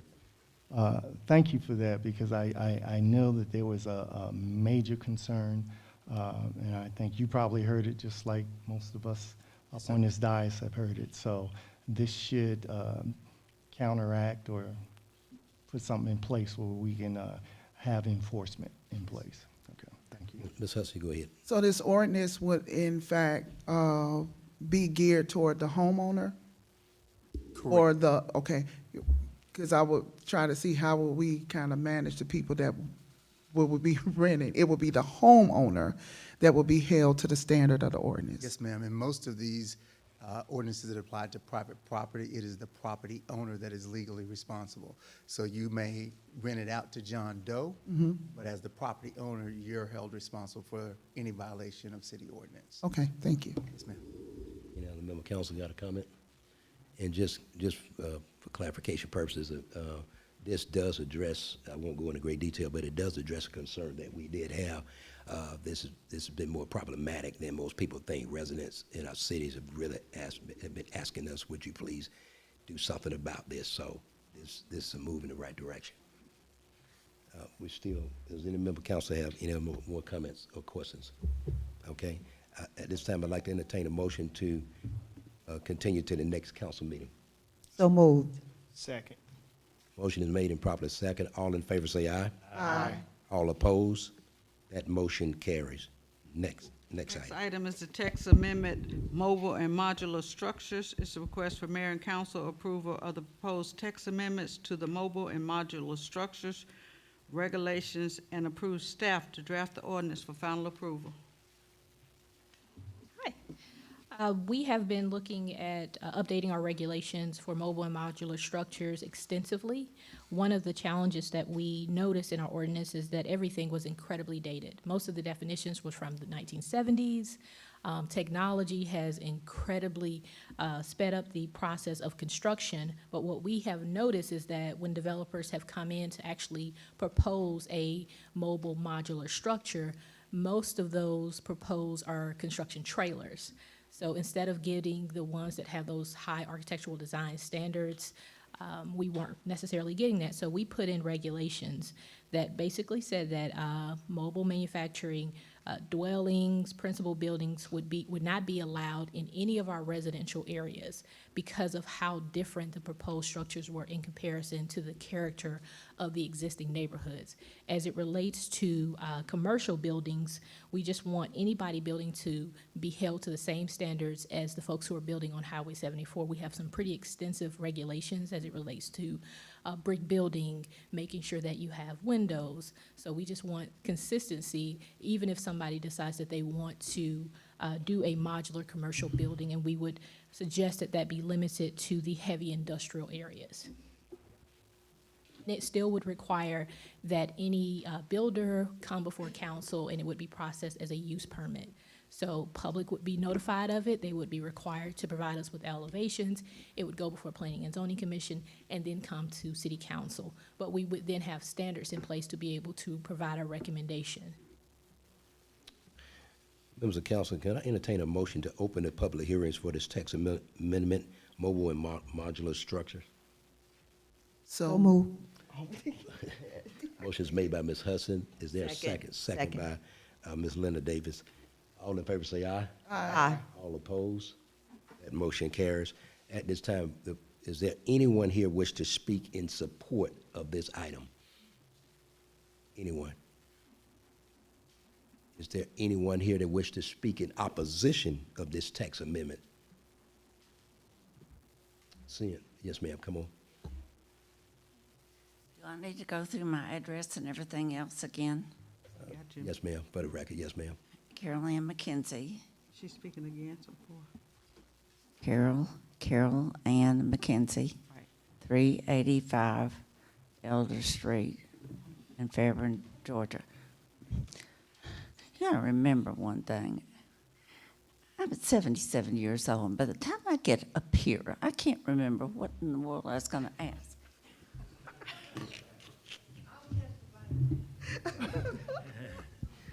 Yes. Lord. All right, as much as I can remember, this is where I'm coming from. If they are putting these things up, like our lovely neighborhood on Elder Street, and if they're gonna put a mobile home or something of that nature out there while they're doing their construction, that's one thing. But if they're gonna use that mobile home as a place where they're going to do real estate selling and all, I don't approve of that. Okay. You want to come in on that? That's exactly what the ordinance, it does not address construction trailers, which are currently permitted, but if you're trying to move a mobile modular building in an existing residential neighborhood, that would not be permitted with the suggested changes. Okay, so that answers my question. Yes, ma'am. Thank you. Thank you all. Is there anyone else here who wishes to speak in opposition to this? Okay, well, I'm coming back to council. Is there any other resident out here that wishes to speak in opposition? Okay, Mr. Heath, go ahead. I'll come to council now. I just have one question. You remember over on Irwin Road, we were doing the modular building for that church. Is this going to have an effect on it?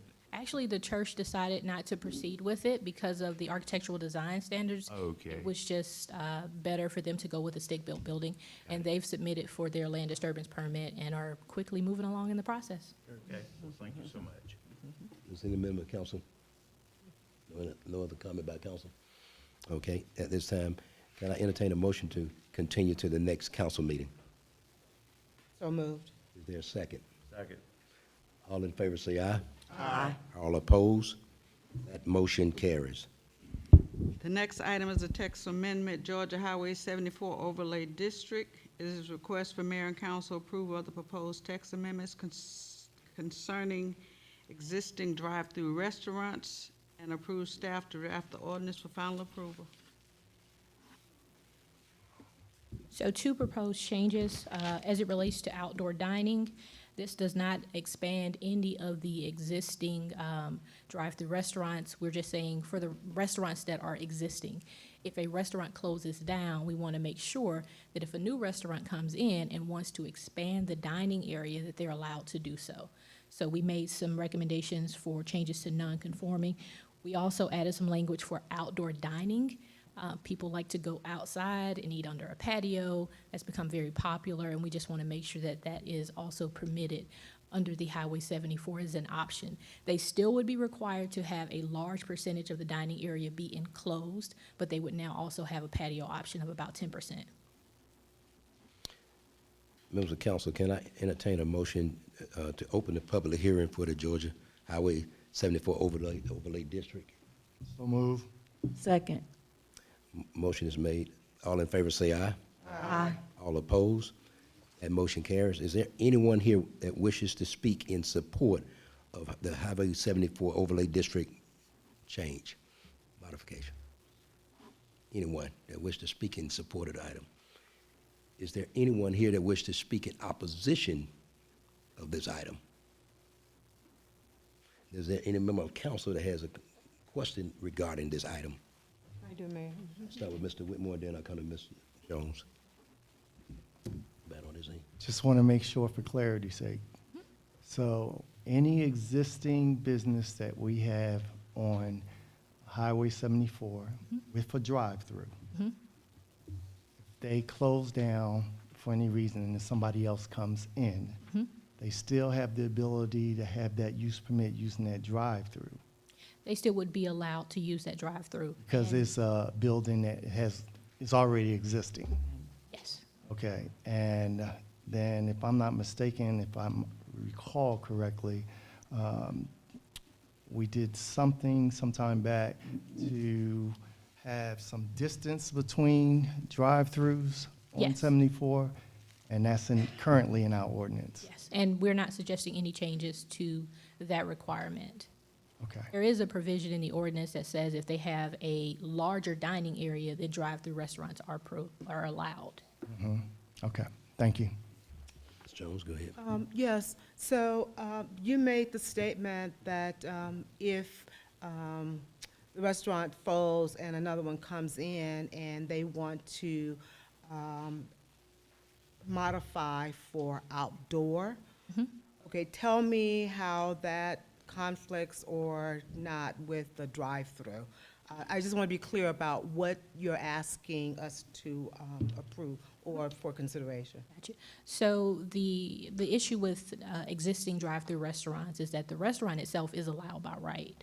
The drive-through component is what makes it non-conforming. And typically what happens if a new restaurant goes in, they want to make modifications to the restaurant. But if the value of those modifications are higher than the appraised values, then we would not be able to approve them going into an existing restaurant. So we're proposing changes to allow folks to go in existing restaurants, existing drive-through restaurants, and they'll be able to modify it to increase compliance. So if they want to make the dining area larger or add a patio with screening outside, they'll be able to do that. Is that exclusive of the drive-through, or if the restaurant wants to do both? You would be allowed to do both. In addition Okay, to. in addition to, all right. Okay, thank you so much. Mr. Heath, you had a question? Yes. Is this going to be like a challenge toward our setbacks and stuff like that for the properties and the minimum required footage between each business and stuff like that? No, because typically when a restaurant or if someone is going into an existing, it conforms. It's just if it has a drive-through component, it's considered non-conforming, and that structure itself is not permitted if you don't come within a certain time frame or if the value of those changes are at a certain level. Well, what made me wonder about that is that you're talking about maybe they might want to enlarge the dining area or have an outdoor eating. And so with our ordinances and zoning and stuff like that, I just wondered if that was going to have an effect on the. Not at all. They would still have to adhere to all the setbacks, all the buffer requirements, all of that. The changes that would be allowed would be extensively inside the facility, inside the existing building. And the goal is to make sure that if a building, for whatever reason, a business goes out, that another business can come in so that we don't have a slew of vacant buildings. And we have had quite a few new tenants go in buildings, and they've been very successful, and we just want to make sure that that corridor continues to be alive and ready for folks to enjoy Fairburn. And all proposed changes would be subject to staff review, and so they would ensure that all of the things you just mentioned are. Okay, good. Okay, thank you. Does any other member council have a comment? Okay. I was just going to just mention publicly that you hear these text amendments that they're bringing up. Staff has actually been working diligently for, I know, a pretty good while in our efforts to make sure that we not only become extremely business friendly, but basically, in this case, remove the hardship as it relates to compliance for non-conforming use. So a lot of these modifications that you're hearing is in our efforts to make sure that we can actually accommodate the need of demand for the restaurant that want to come to the city of Fairburn. So just want to mention that. With that being said, can I entertain a motion to continue to the next council meeting? So moved. Is there a second? Second. All in favor say aye. Aye. All opposed? That motion carries. The next item will be the consent items. I'll read their number and the title. The first one is number 8, City of Fairburn 2024 Meeting Schedule Calendar. Number 9, Appointment of the Legal Organ for the City of Fairburn. Number 10, Reappointment of Brandon Crum to the Development Authority and the Downtown Development Authority.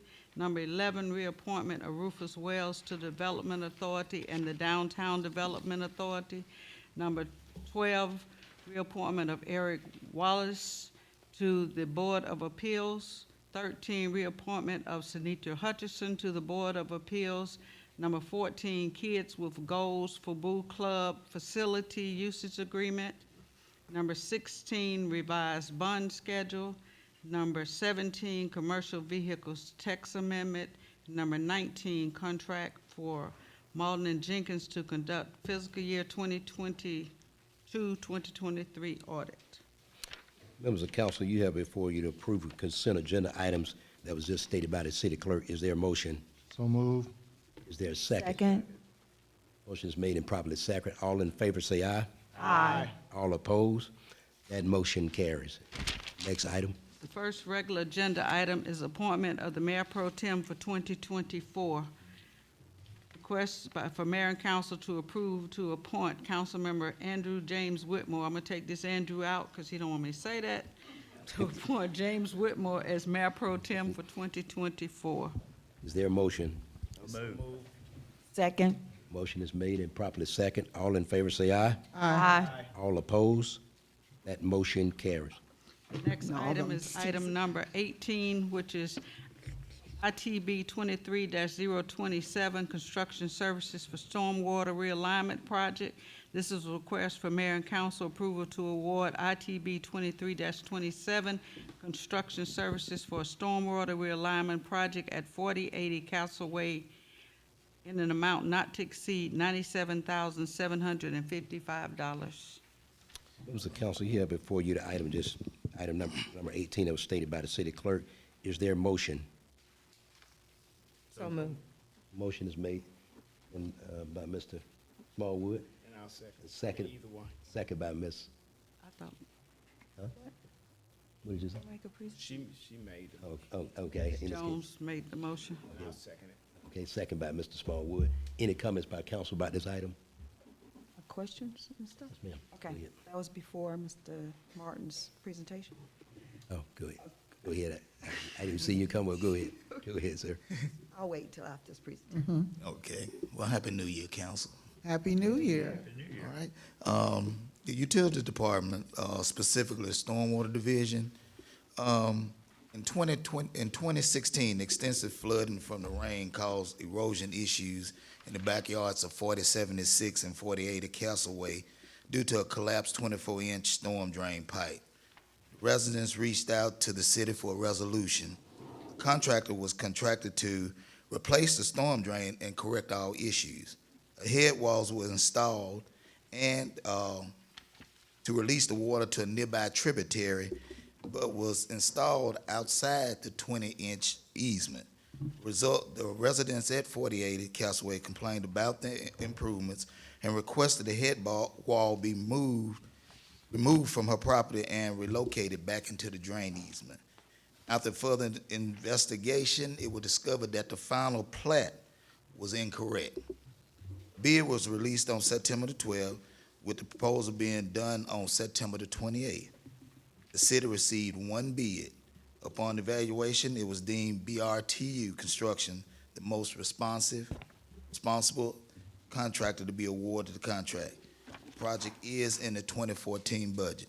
Staff recommends mayor and council consideration and approval to award ITB number 23-027, construction services for 48 Castaway in amount of $97,755.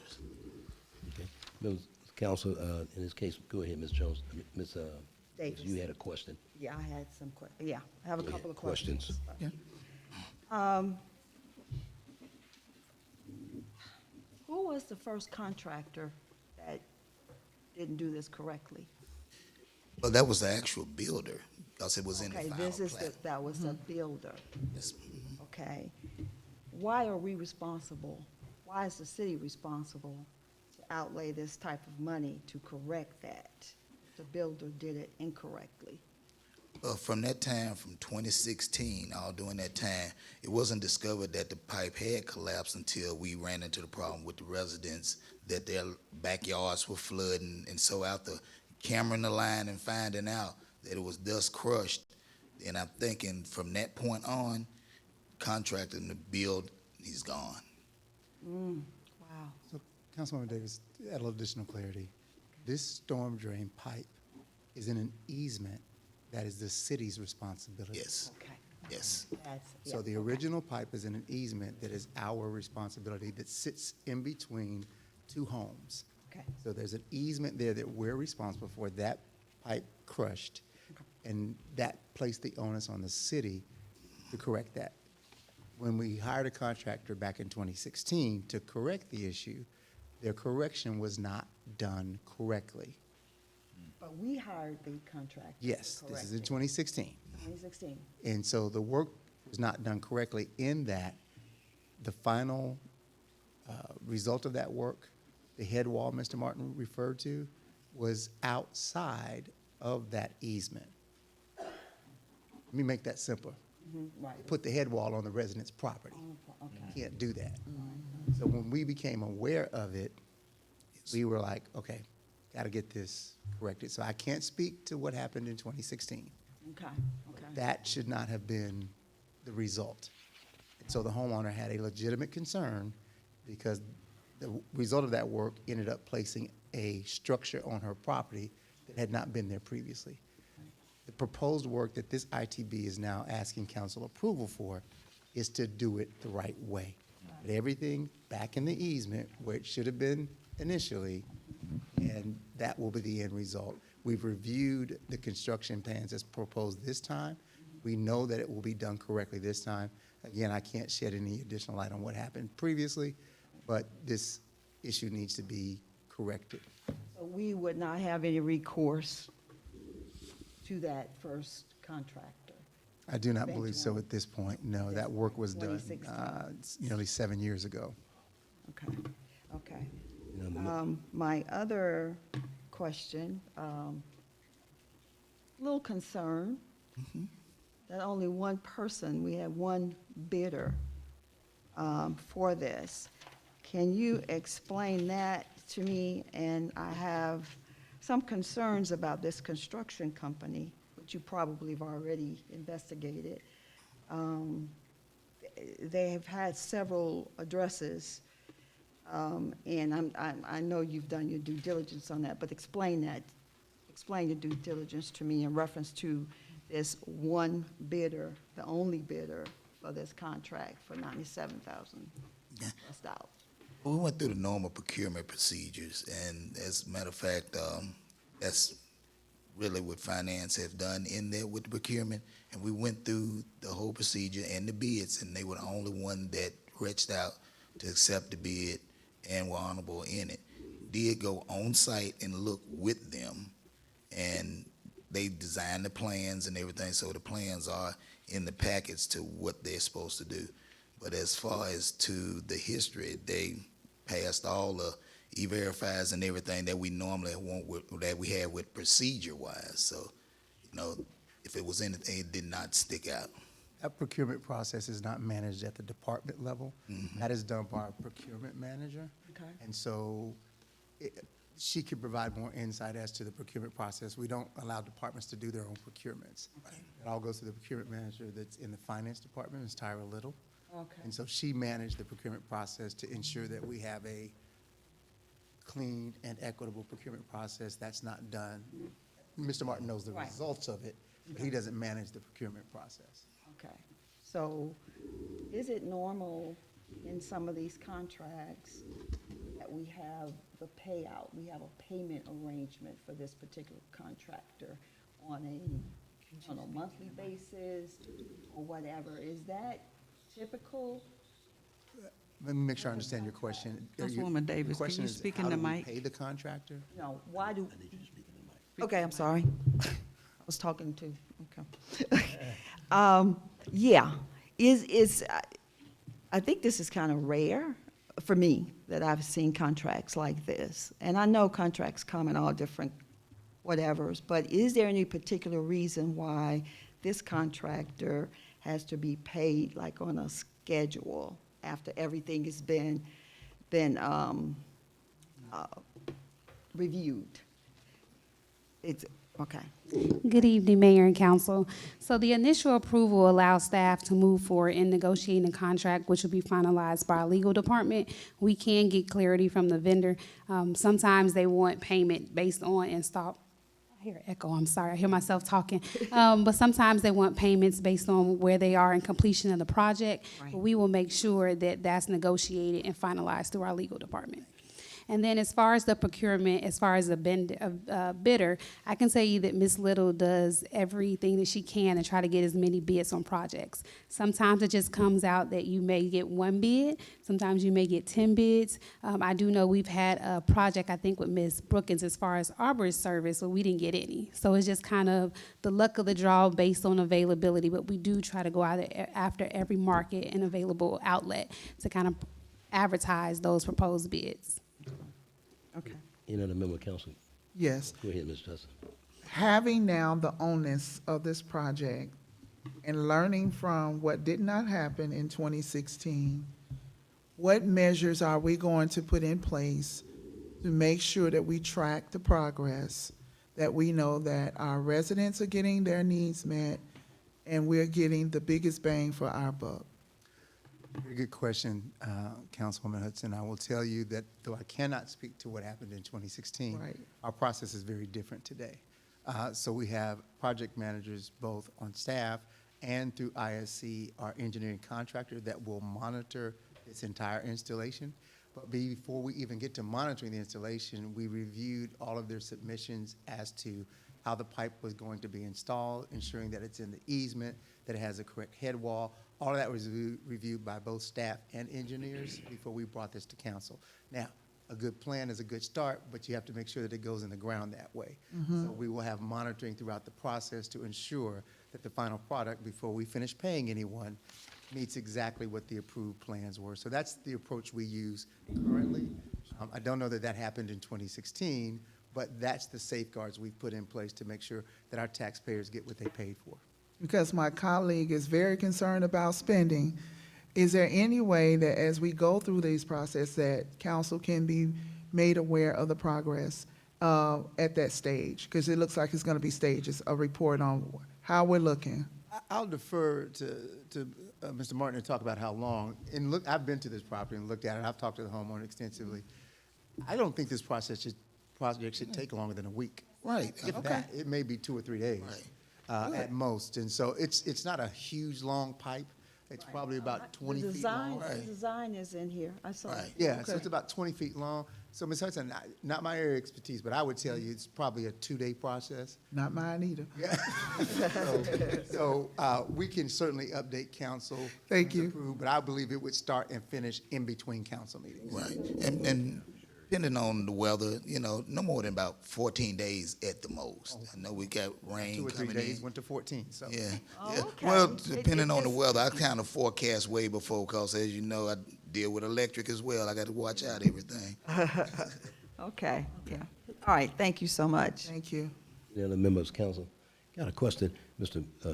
Phillips. Yes. As relates to a situation where I end up with one bid, especially in ITB, my question was gonna be, the county actually uses, I think the city of Atlanta, something what they call a market survey, I believe it is, where they actually talk to vendors that we know do that kind of work and say, can you just simply tell me why you didn't bid? Or, So I know Ms. Little has done some of that on some of our other procurements. I don't know that she's done so on this one. Okay.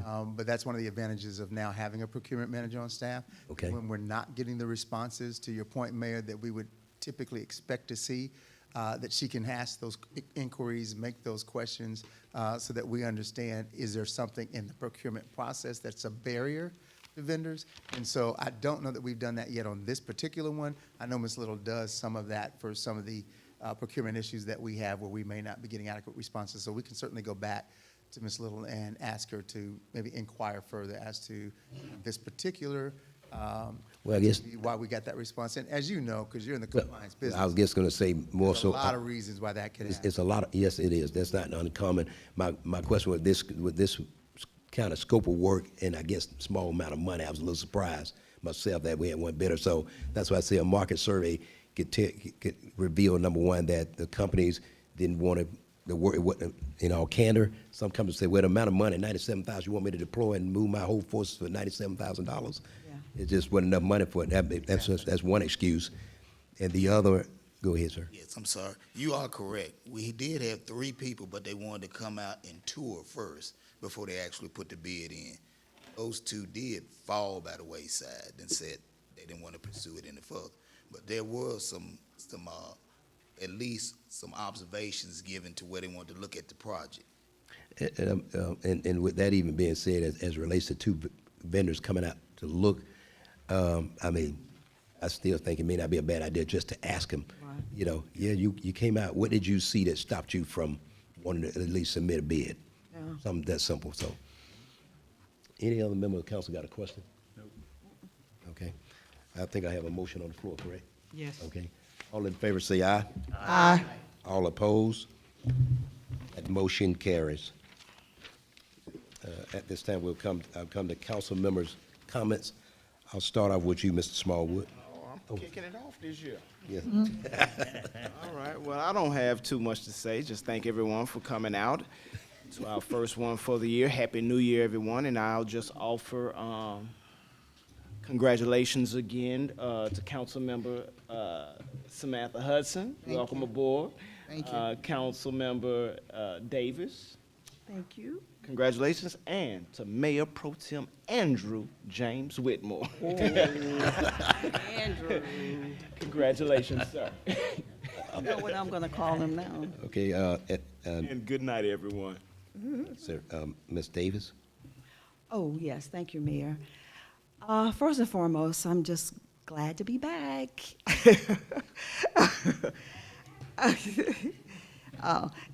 In both scenarios, because I've missed 2 council meetings because I was not feeling well. And it kind of broke my record because I was doing very good for the first 5 or 6 years. But what I want to say is thank everyone for their concerns, for your prayers. And if you text me and I didn't respond, don't take it personally. I was just too tired to respond, talk on the phone, or even text. The good thing about all of that was that nothing was found. I was just tired. So I needed some rest. But I'm excited for this new year, 2024. I'm excited for Fairburn. I'm excited for all our leaders and our staff because I think there's a lot that's going to be in store for 2024. I think a tremendous amount of things were done in the last 2 years. And so Now, what was that Ms. Chapin said that you say, walk, crawl, and what? Y'all getting ready to do a sprint in 2024. I really do believe that, which, just complements the competence of our staff and the people that we have here doing the things that needs to be done for our citizens. So I'm very thankful of that, and of course, the leadership that we have for our mayor. And Mayor, I want to personally congratulate you on your award, this Diamond Award, which was tremendous, outstanding. I know we had something to do with that too, Oh, my God. I'm just trying to keep it like you. But anyway, I'm glad to be back and ready to roll up my sleeves and get to work. Thank you. This is a heavy load to carry. Too much is given, much is required. And with that being said, I have a focus to work in a collaborative capacity to make sure that we are objective in our focus and working with the community at large, listening to your concerns and acting on them.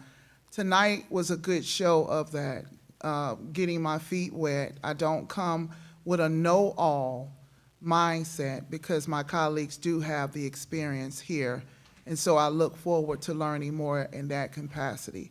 But what I do offer, I will definitely lend and give it unselfishly to this city, to the staff here at the city, to make sure that our city is stronger and healthier. And it takes all of us to get there. Thank you. Yeah, thank you so much. Ms. Jones? I too want to congratulate former Mayor Pro Tem Davis and now Mayor Pro Tem Whitmore on your re-election. I know it was a hard-fought campaign, but you guys prevailed.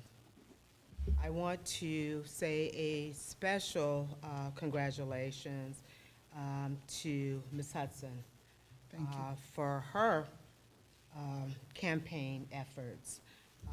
She too had hard-fought campaign, and she prevailed. I look forward to the expertise and knowledge that you do bring to the table. And I also look forward to the collaborative efforts in working together, because it truly will take all of us if we want to continue to move Fairburn forward. And I think that's the one thing we all have in common. That's the one thing I believe we all want. So congratulations, Councilwoman Hudson. Thank you. And welcome aboard. And then secondly, this is just one of many kudos to our staff, but I want to do a special acknowledgement to our finance director, Brian Stevens, on the recent Excellence in Reporting Award, is that correct?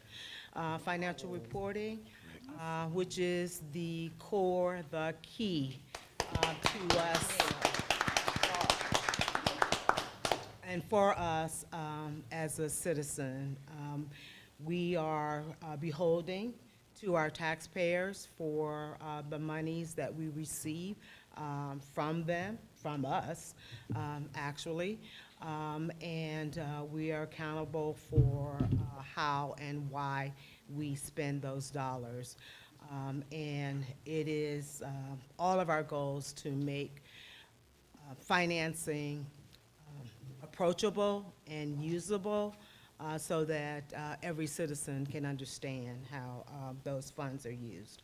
So thank you so much, Mr. Stevens, and make sure you pass on the congratulations to your staff because it is they who did the real work, right? So congratulations again. And I too look forward to 2024. I look forward to our upcoming retreat, where we will have in-depth discussions about what it is that we want to plan for and strive for in the near future and beyond. So I'm sure, Ms. Hudson, you will have a lot to share in that regard. So I look forward to, no, I mean, seriously, I look forward to hearing your ideas and input on that. And all of us, again, working collaboratively together. So thank you all. Thank you all. Absolutely. Thank you. Mr. Heath? I'd just like to say Happy New Year to everyone. I can tell you, the older you get, the faster they come. So I'm 73 years old now, and it's like unbelievable with the fact that it just seems like it was last year that it was 2023. Now we're looking at 2024. So, but at any rate, I look forward to that and know that our city has prospered in my 14 years that I've been on the council at this time. We brought it back from, I guess it wouldn't be bad to say near bankruptcy. We were like $332,000 in the red when we took over. You remember that? State the year now that you put that out there. State the year. State the year. Here, say something. It's No your comment. Wait. But like I say, now we're doing very well, and there's been a lot of decisions that have been made to assure that our budget and everything is done appropriately. And here again, and I always attribute this to our employees. They are the ones that make us look good. Insofar as the finances goes, now we are strong, we are sufficient, and we don't have anything to worry about so far in that area. But like I say, I look back and remember that when I was a kid going to grammar school, I went over here to what is now Campbell Elementary, was at one time MP Word School. We call it Minnie's Penitentiary.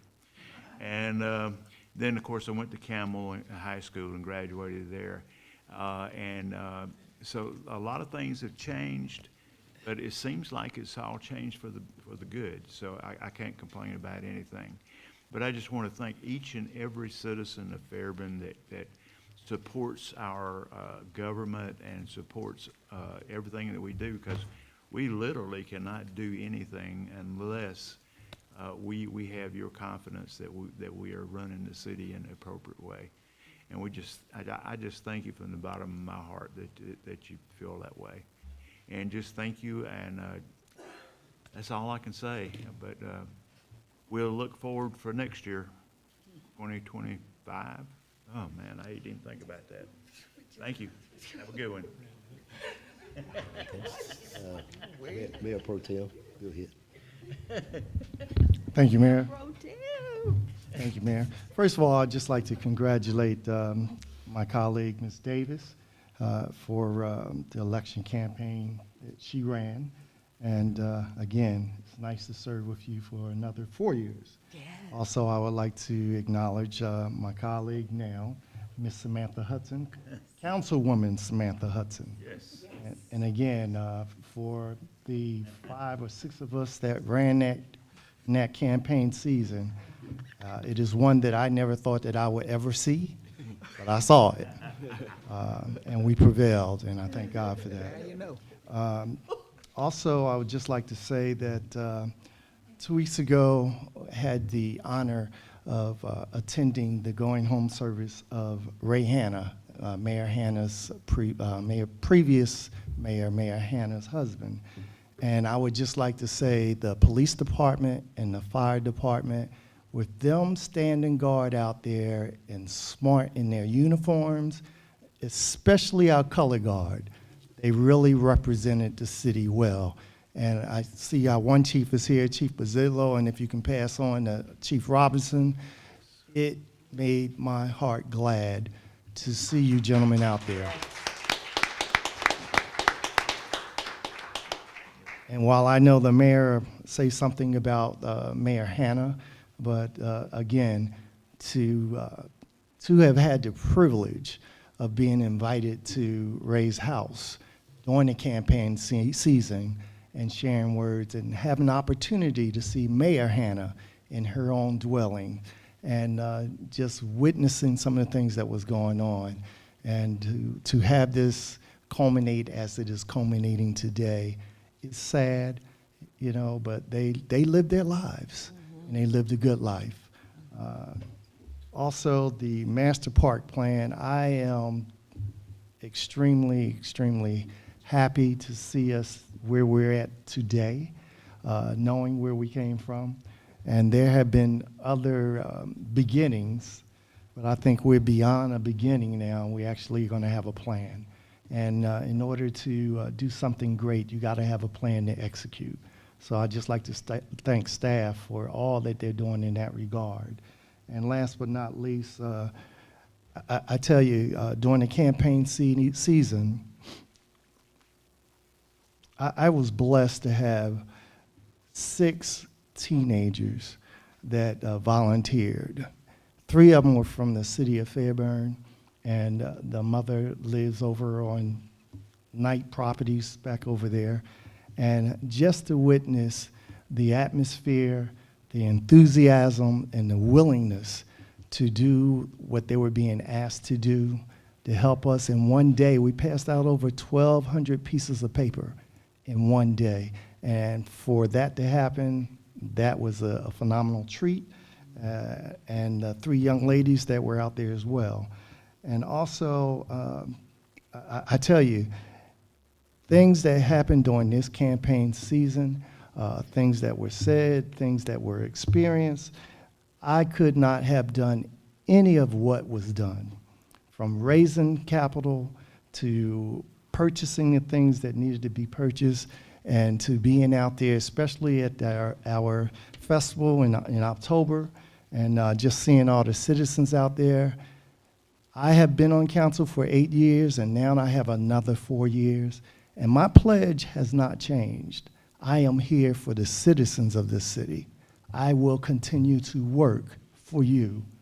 You put me in this office, I will continue to work with honor and dignity as I represent you. Last but not least, I would just like to say Happy New Year to all, and I'm looking forward to a great 2024. Thank you, Mayor. All right. And comments I'd like to make in this case, you heard it mentioned already by Councilman Whitmore, in our efforts to give honor where honors due. Mayor Betty Hanna actually passed this past Friday night, I believe close to 14 days right after her husband on Christmas Eve. And so, again, thank you, Mr. Whitmore. One of the things that the family talked to me about when I went by the house after the funeral, their family was just blown away with the Fairburn Police Department's presentation at the homegoing and the wake. And so again, as a woman that actually was the longest serving mayor of this city, I think I'm excited right now because it's this Friday. I believe it's Friday. It's Friday at, and I'm sorry, 11 a.m. at the. I want to just make publicly say what it is. I believe it's at the parent funeral. I want to say it publicly so that for those. Okay, so in this case, wake will be Thursday from 4 to 6. Thursday from 4 p.m. to 6 p.m. Okay. Funeral home on Highway 74. Funeral service will be here at funeral home on Friday as well, 11 a.m. Okay. And so our a lot of our staff came to her husband's homegoing, and so again, this lady did make a mark in this city. There's a education campus that we're looking at taking it to another level that bears her name, that came to the city of Fairburn doing her administration, and so the Fairburn Education Campus. And so I just want to say again, we want to give honor what honors due. In this case, a former mayor, the longest serving mayor and the first female mayor of this city, Betty Hannah in this case. So again, to the Hannah family, our prayers are with you because that's a lot to lose, two parents in 14 days. So it's a lot. I want to also mention, I heard it mentioned earlier, I want to commend our executive branch and our finance director. You heard it again with the Certificate of Achievement for Excellence in Financial Reporting. For those of you publicly that may not think that this is important, if you go to the MSNBC today, if I'm correct, and I apologize, I forgot what state, where government is actually $1 billion out of budget, $1 billion. And so when we take it for granted that we've got great men and women that manage the money and keep eyes on the coffers and to make sure this governing body doesn't approve anything that will allow this city to basically be turned upside down.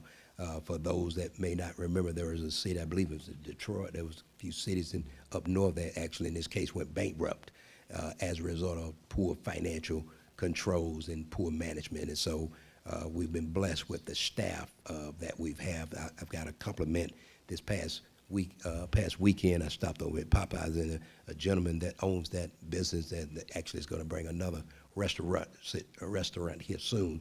One of the things that he brought to my attention that night was that his experience with the city of Fairburn planning and zoning director and Lester Thompson has just been unbelievable in his opinion. Those are his words verbatim. And so he mentioned to me that this gentleman actually has had 16 restaurants. He's got 9 now. And he talked about that he's never had this type of professionalism, but most of all cooperation from a city government. So again, I want to thank those two publicly for a job well done, representing the executive branch of this government. Can we give those people a hand, please? Yes.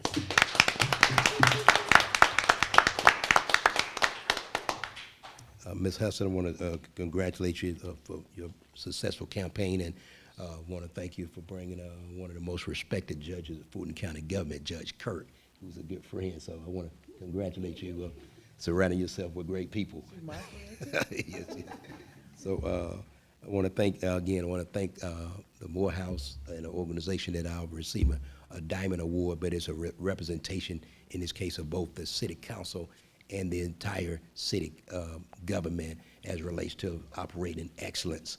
I believe that award will be given sometime later this month, but again, I want to thank you because things that we take for granted, the men and women that serve on our planning and zoning, our new chairman of planning and zoning is here tonight, and so we're excited about, in this case, the board, the people that serve on the board, Mr. Cochran, I see him as well. I want to thank you because there's a lot of men and women that give their personal time serving on boards, and we actually, we're blessed by it because these men and women bring critical thinking and make a major decisions as it relates to things that will be approved in terms of economic development. You heard Ms. Jones talk about a retreat. We'll talk later this year at our retreat about an aggressive economic development plan that's going to make a mark in the city of Fairburn that'll be talked about for decades. I promise you that. And so I'm excited about that. Want to make sure I covered everything. Talked about, again, I mentioned the business owner commending our city employees. So again, just thank you so much. With that all being said, ladies and gentlemen, again, please, if your time allows you, if time allows you, please come and support a fallen soldier of our city, Betty Hannah and the Hannah family. In this case, this family has gone through a lot to lose 2 parents again in 14 days. So that's for anybody, that's tough. So with that being said, we have a executive session, correct? What subject? Real estate. Okay. Can I entertain a motion to go in executive session for a real estate matter? So moved. Is there a second? Second. All in favor say aye. Aye. All opposed? That motion carries. Thank you, ladies and gentlemen. Have a great night.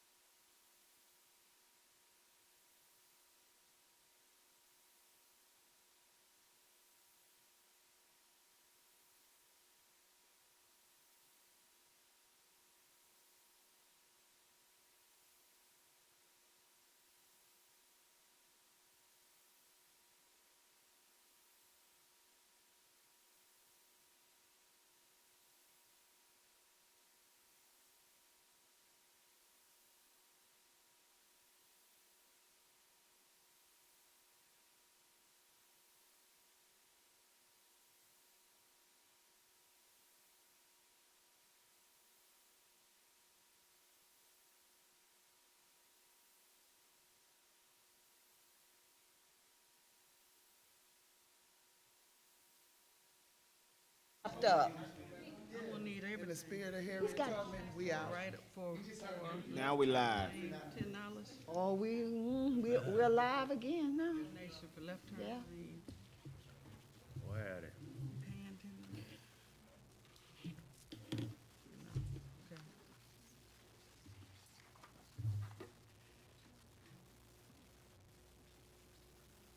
Reclamation of Gillette Road, parcel 1 and 2 for $1 each.